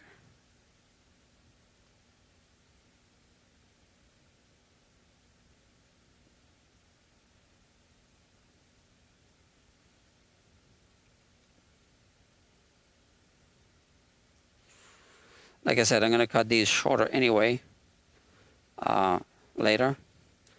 This is just for now to test the pickups. Oh, come on.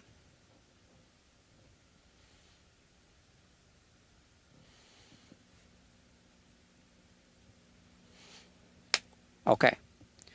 And we're going to do this. So my green clip is ground, and yellow is the hot. And now I'm just going to plug this. See, I need the same thing with the jack. This is a, you know, female jack. But now I need to use a cable. I have the amp here.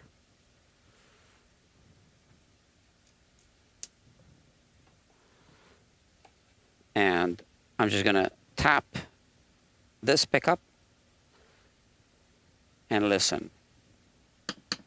It's working. I don't know if you heard that. So it works fine. And now I test the other one,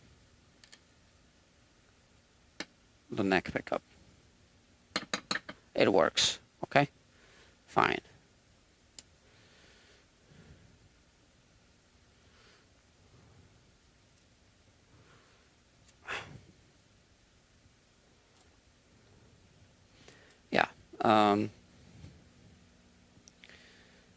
It's really important whenever you do any kind of wiring to test the individual components, because last situation you want to be in is to have everything wired, and now the circuit doesn't work, and it's usually just a component that is bad, or sometimes a connection. But if you test all of the components prior to making all the connections, then you know, okay, my components are good. Now something's not working. It must be a connection. Or if you find a bad component before you wire up your circuit, well, then you know what to do with that component. Okay, we are going to shim the neck, right? Just a little bit, I said, right? Because we don't want to be raising So once again, the shim is going to go here. So this isn't a shim. This is the barcode, which is kind of like a shim. But when you tilt the neck in this, when you shim it here, tilt it in this direction,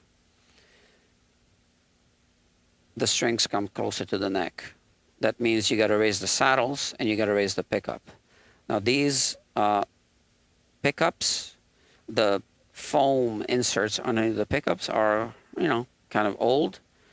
So I can't really raise this pickup too much, and this isn't too low. I just, on this side of this saddle, I just want to be able to tweak it a little bit. And this might just be a bad alignment, you know. It might not even be an issue, okay? So I'm going to use, how about this tape? Binding tape is a little thicker than, you know, other tapes, I guess.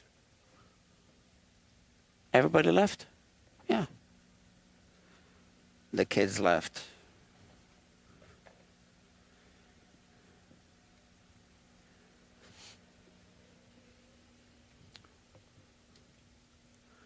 Okay, we have some more audience members watching. Okay, so I am just going to do this. I'm just going to put this binding tape here. And then cut around it. So just a piece of MDF.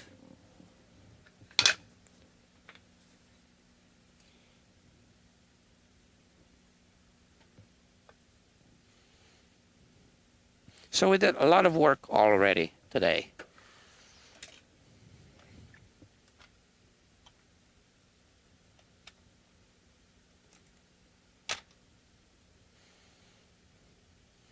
And when you cut these things like that, anything like this that stick, don't try to cut through. Just scratch it a few times. And maybe on the third pass, it's going to cut through.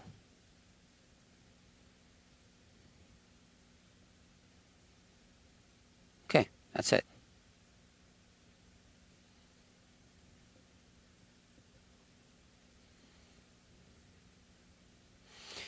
I'm trying to pick up the tip of this because I think I heard it snap.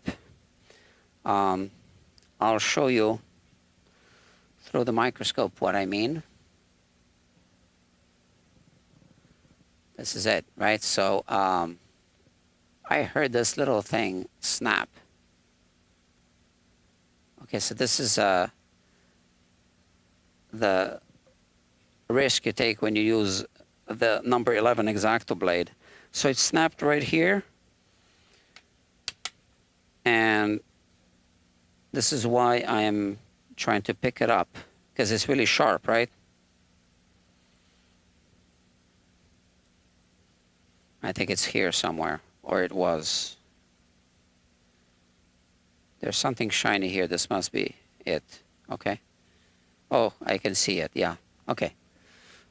So, yeah, be very careful with the number 11 X-Acto blade.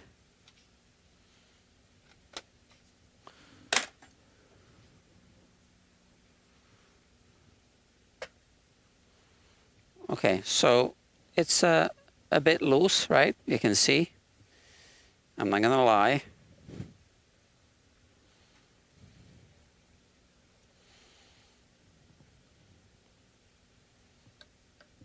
I'm not gonna even clean this plate. I want to leave it just the way it is.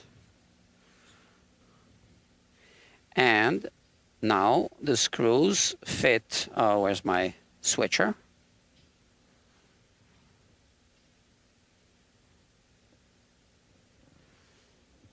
Right through, you see, like that. That's how it's supposed to be.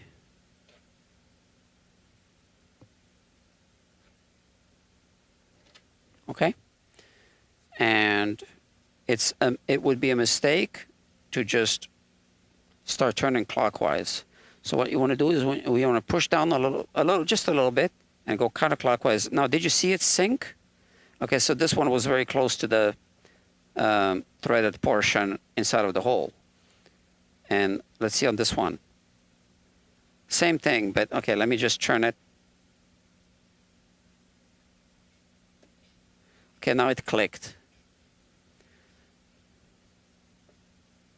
So I'm not sure if this clicked just now. Okay. Did you see how it went down? Okay.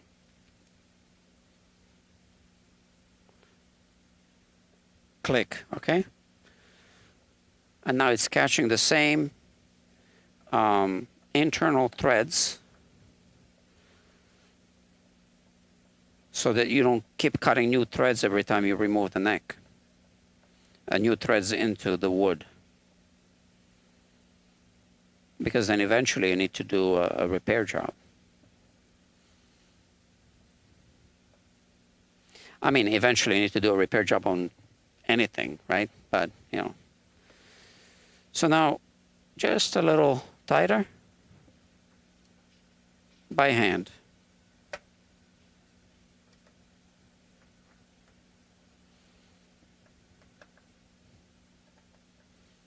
Use your own judgment. Okay. This is good. This still bothers me a little bit. This is fine here. Yeah. It just doesn't look good. Right. And there's a lot of build up here as well. I mean, it's banged up, but there's also dirty stuff.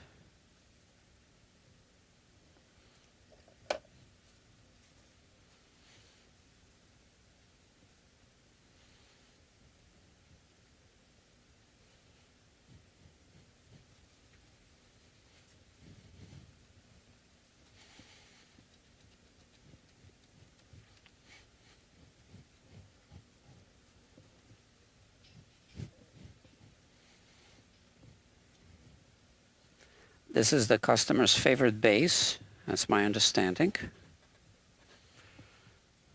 Okay.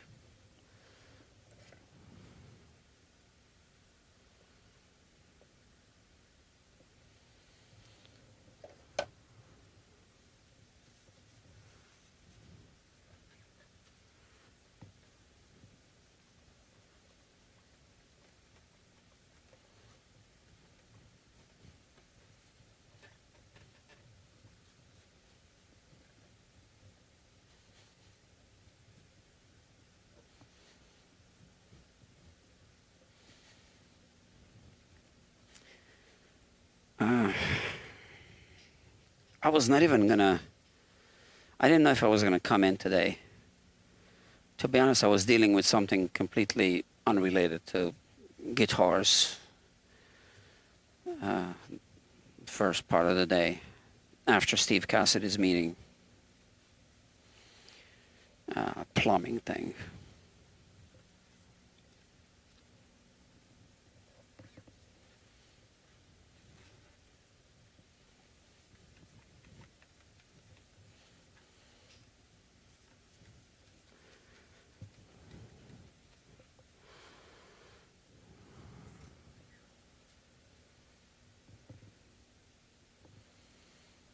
Okay.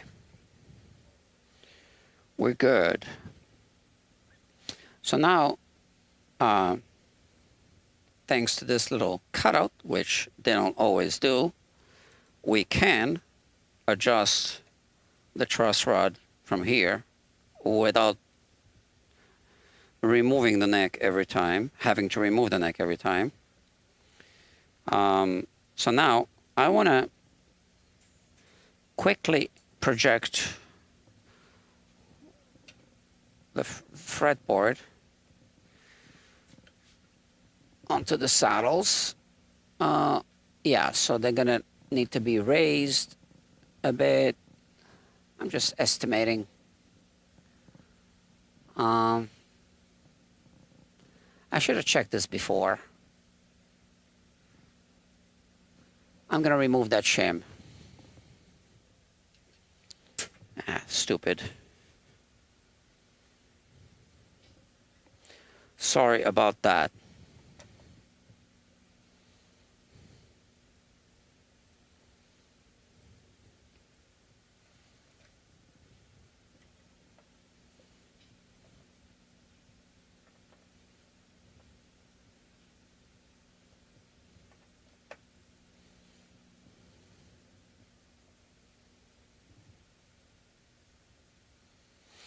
That's because I didn't see the bass with strings on.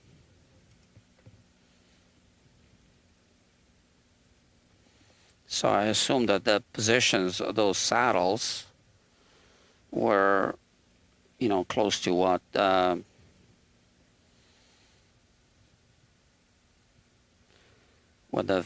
setup would be.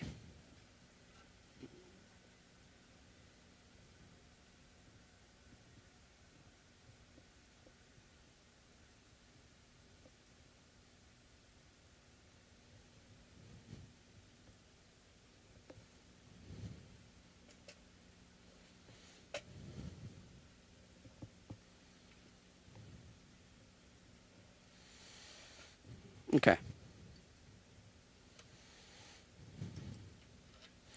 So now I got to do the same thing again. I'm not going to narrate it this time because I already explained it. Back and forward, counterclockwise, but now I do it quicker because I'm not explaining.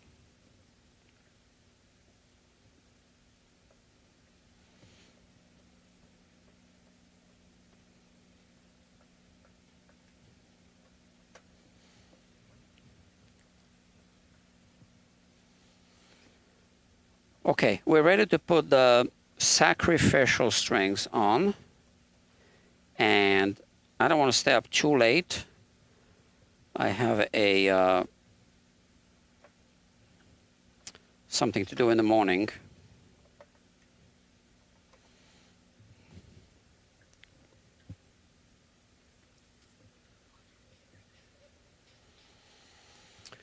But here we go. So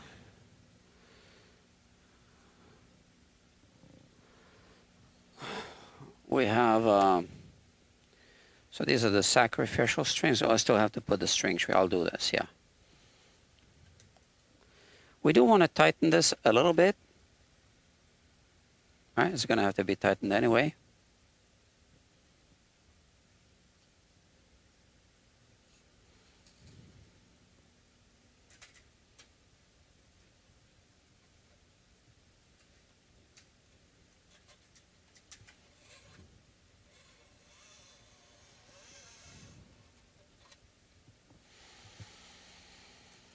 Okay. These are Fender strings. I believe they're made by D'Addario.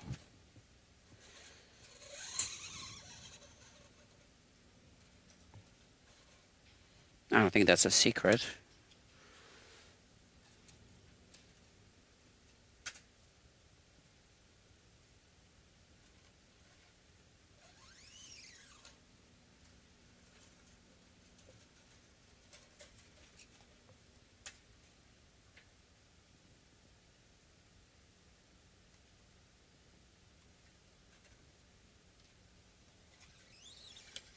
Okay.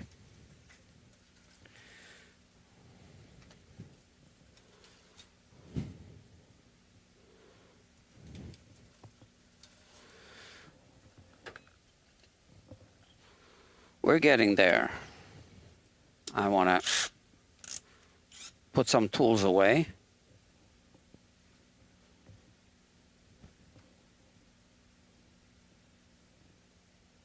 Where are you? Here.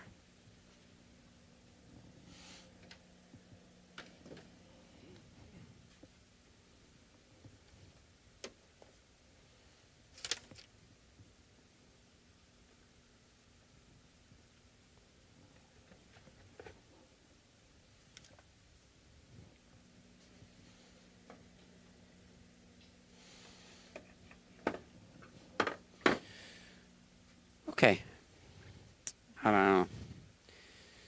put the tools away so I don't scratch the guitar. Although I don't think that this customer would mind if I did, but I don't want to assume. Yeah, these are too long.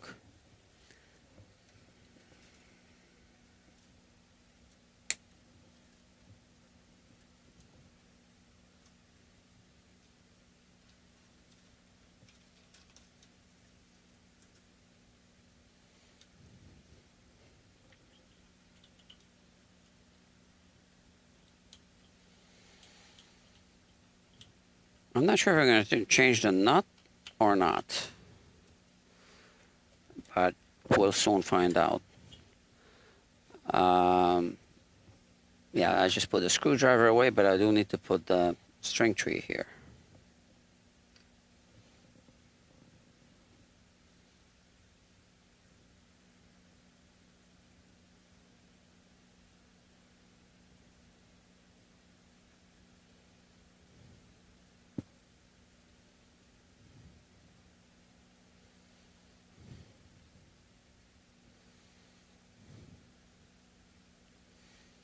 Okay.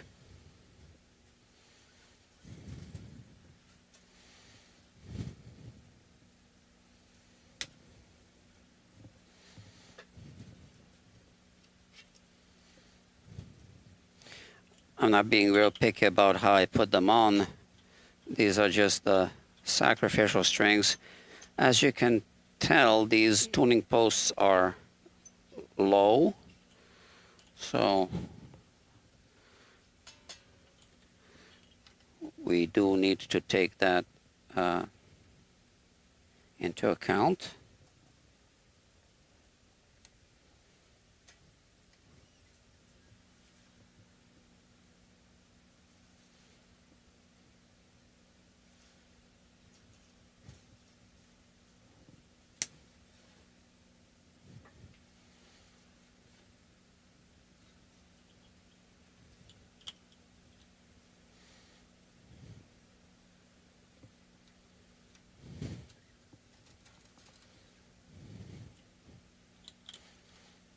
So the way I just wrapped it, I'll show you on the next one. You got to untwist the string, otherwise it's twisted. We don't want that.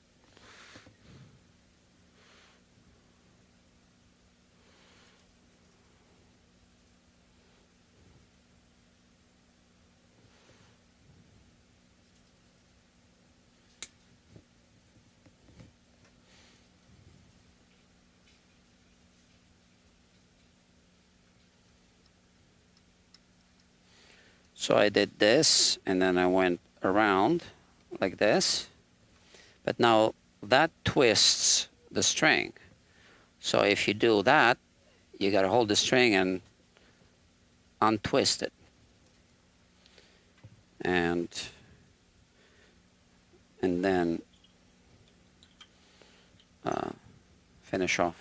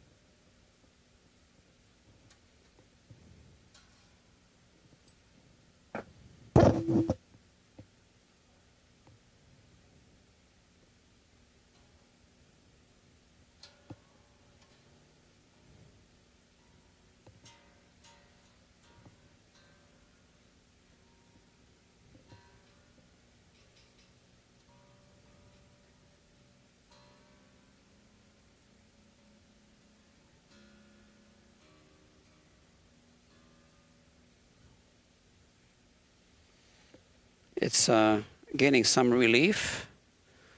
Where's this thing?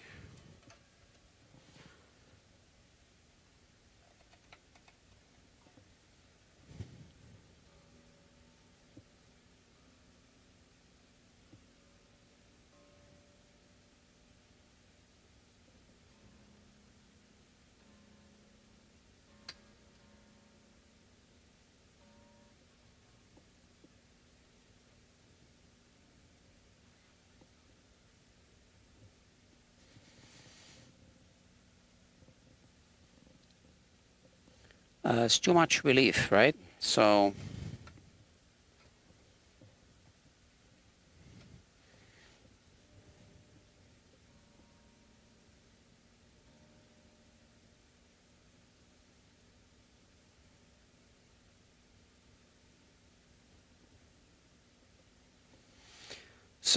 as I am adjusting this thing, I am what I'm doing is I am kind of eyeballing my relief, and I see there's a little bit of an up bow, so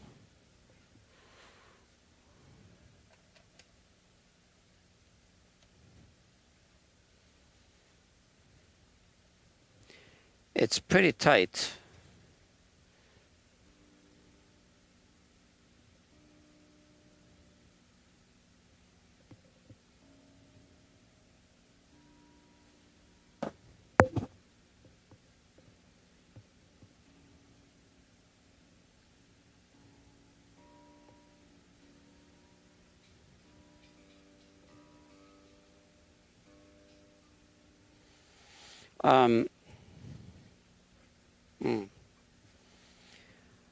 I wonder if we need to put a shim.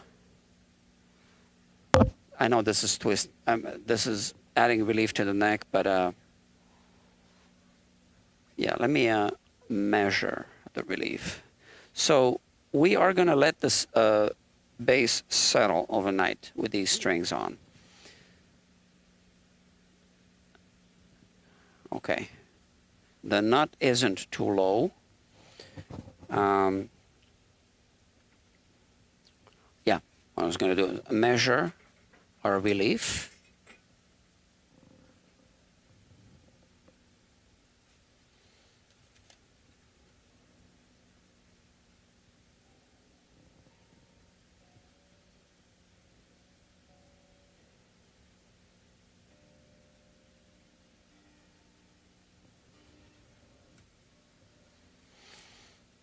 With feeler gauges, right?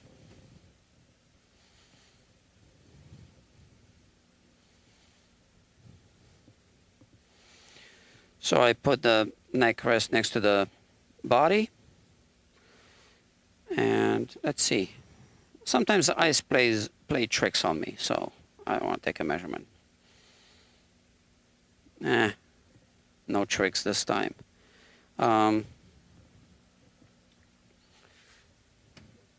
Let me see. So yeah, I mean, I can take an Allen key with a longer handle, get more leverage, but we got to think about that, doing that, right? Because we don't want to over tighten it and break it. So I like to use this only. And this is getting too tight for my comfort. I think it might be maxed out, which means we can put a shim there. I don't know.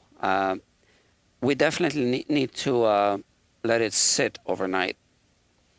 There's nothing I can do now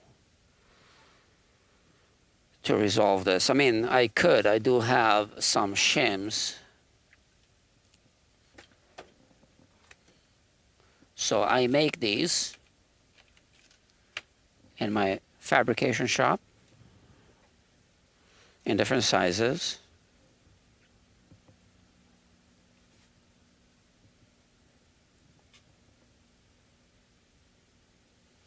So I think the truss rod is maxed out. There's no more tightening. So yeah, so these are brass. I make these myself. So sometimes I make a shim, and sometimes I make a nut. Now I can make a nut with this. I cannot make a nut with a hex adjustment with this. That would require an Allen key. And I recess this area so that it's as if you added one of those, okay? So the advantage of doing a one piece is you can always remove it entirely. Once you put this inside, good luck removing it, right? So this is the budget option, and this is the serviceable option. Not this, but you know, an entire new truss rod nut made from brass.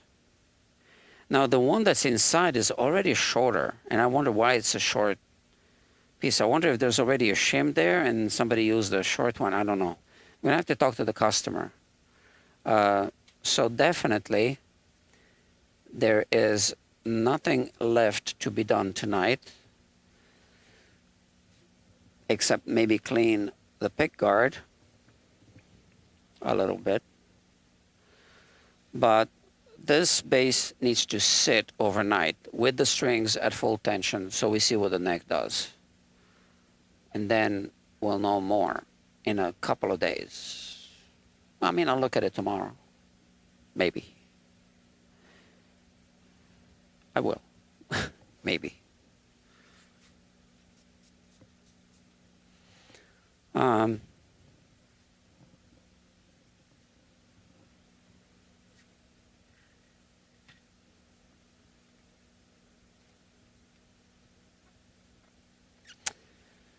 Yeah, that's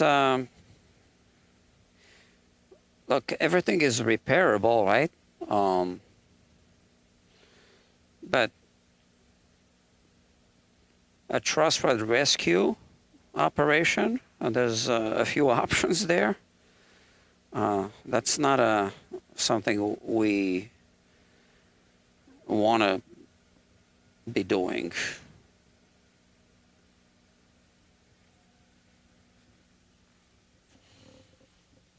But I can't tighten this anymore.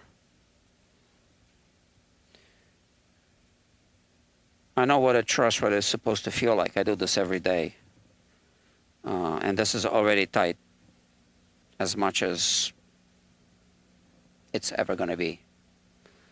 So it means that we ran out of threads. When we run out of threads, you keep tightening it. You're not actually tightening it. You are now twisting the tip of the truss rod around that weak point where the threads start. And yeah, it can break right there. And I've seen broken truss rods.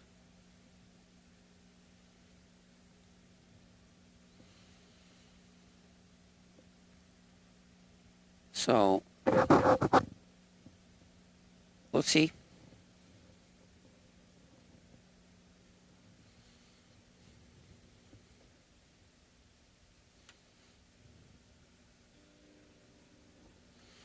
Now, how does it play?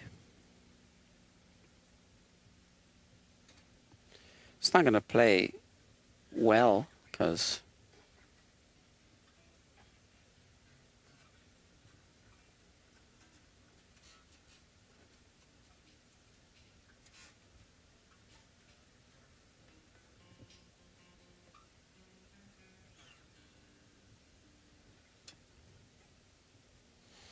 okay. I'm going to put the bass away. And like I said, this is what we need to do. The pick guard's going to go, well, it's going to, no, actually, I'm going to put it back because we don't want to lose the screws.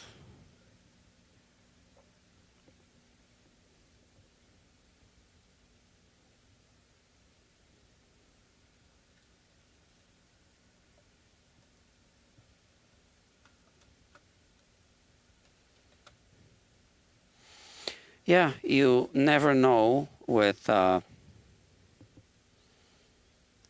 guitars in general, but especially with vintage guitars, which is a nice word for old.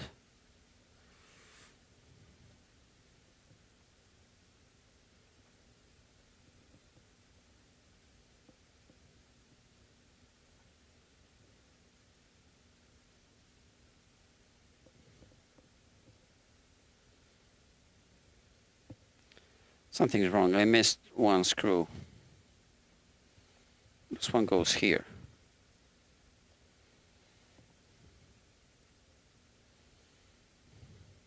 Oh, this one I missed.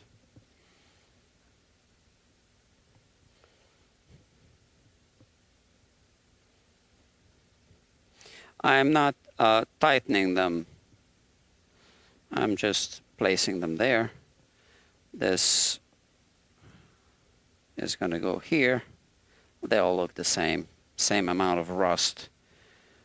And now I am just going to put this plate here. I guess I could solder this, but not right now.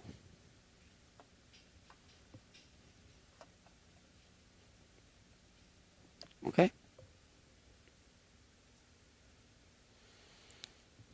Oh, and the knobs.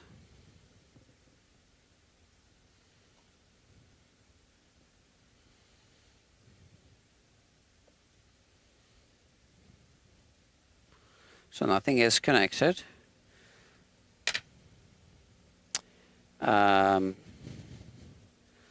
Which one was it? Which size? I think it was this one.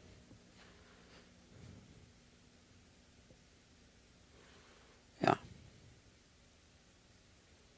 So, as I said before, there was a push-push pot here.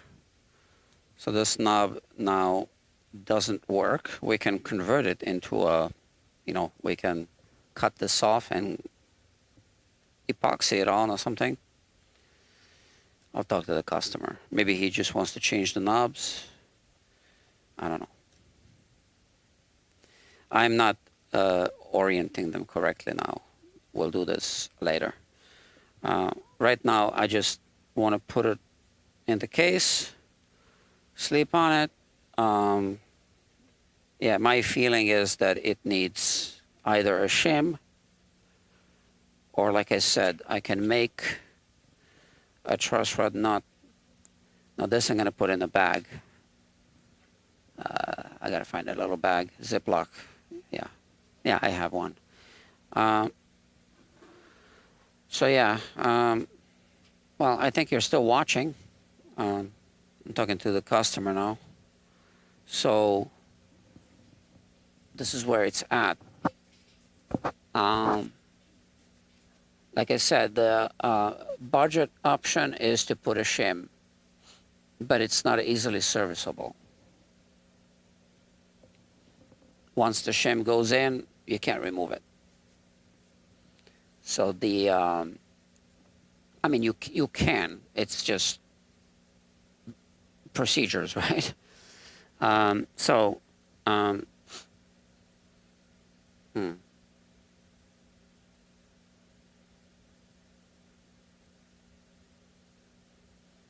gotta think about it. Okay, there are no chat messages because the chat is off. I'm gonna check the replay to see if I'm just not seeing it or if you guys weren't able to post any chats. I don't know. But all I see is this monkey. It's still there. The monkey.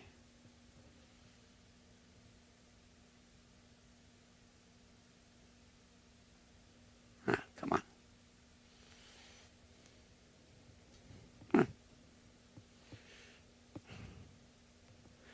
There's the monkey. Right. So that's the replay. I have 6 viewers currently watching. And this is where I would see normally the chat messages, but it's not happening. So I'm going to try to think about this. Yeah. I always prefer to do a nut. Now there's also ways of modifying existing nuts. That's also possible. I just don't like to have a steel truss rod nut. So brass is much better because that protects the truss rod. So yeah, you want the nut to break, not the truss rod. If one of the two is going to break, it's easier to replace the nut. Okay, my friends, so since I can't read the chats, there are no chats, I need to wrap it up. So thank you for watching. If you like this kind of content, just make sure you tell your friends. Go on on guitar forums, tell them that this exists, because I don't think anyone else is doing this. You know, you can watch a technician in real time work on guitars, and the customers can watch.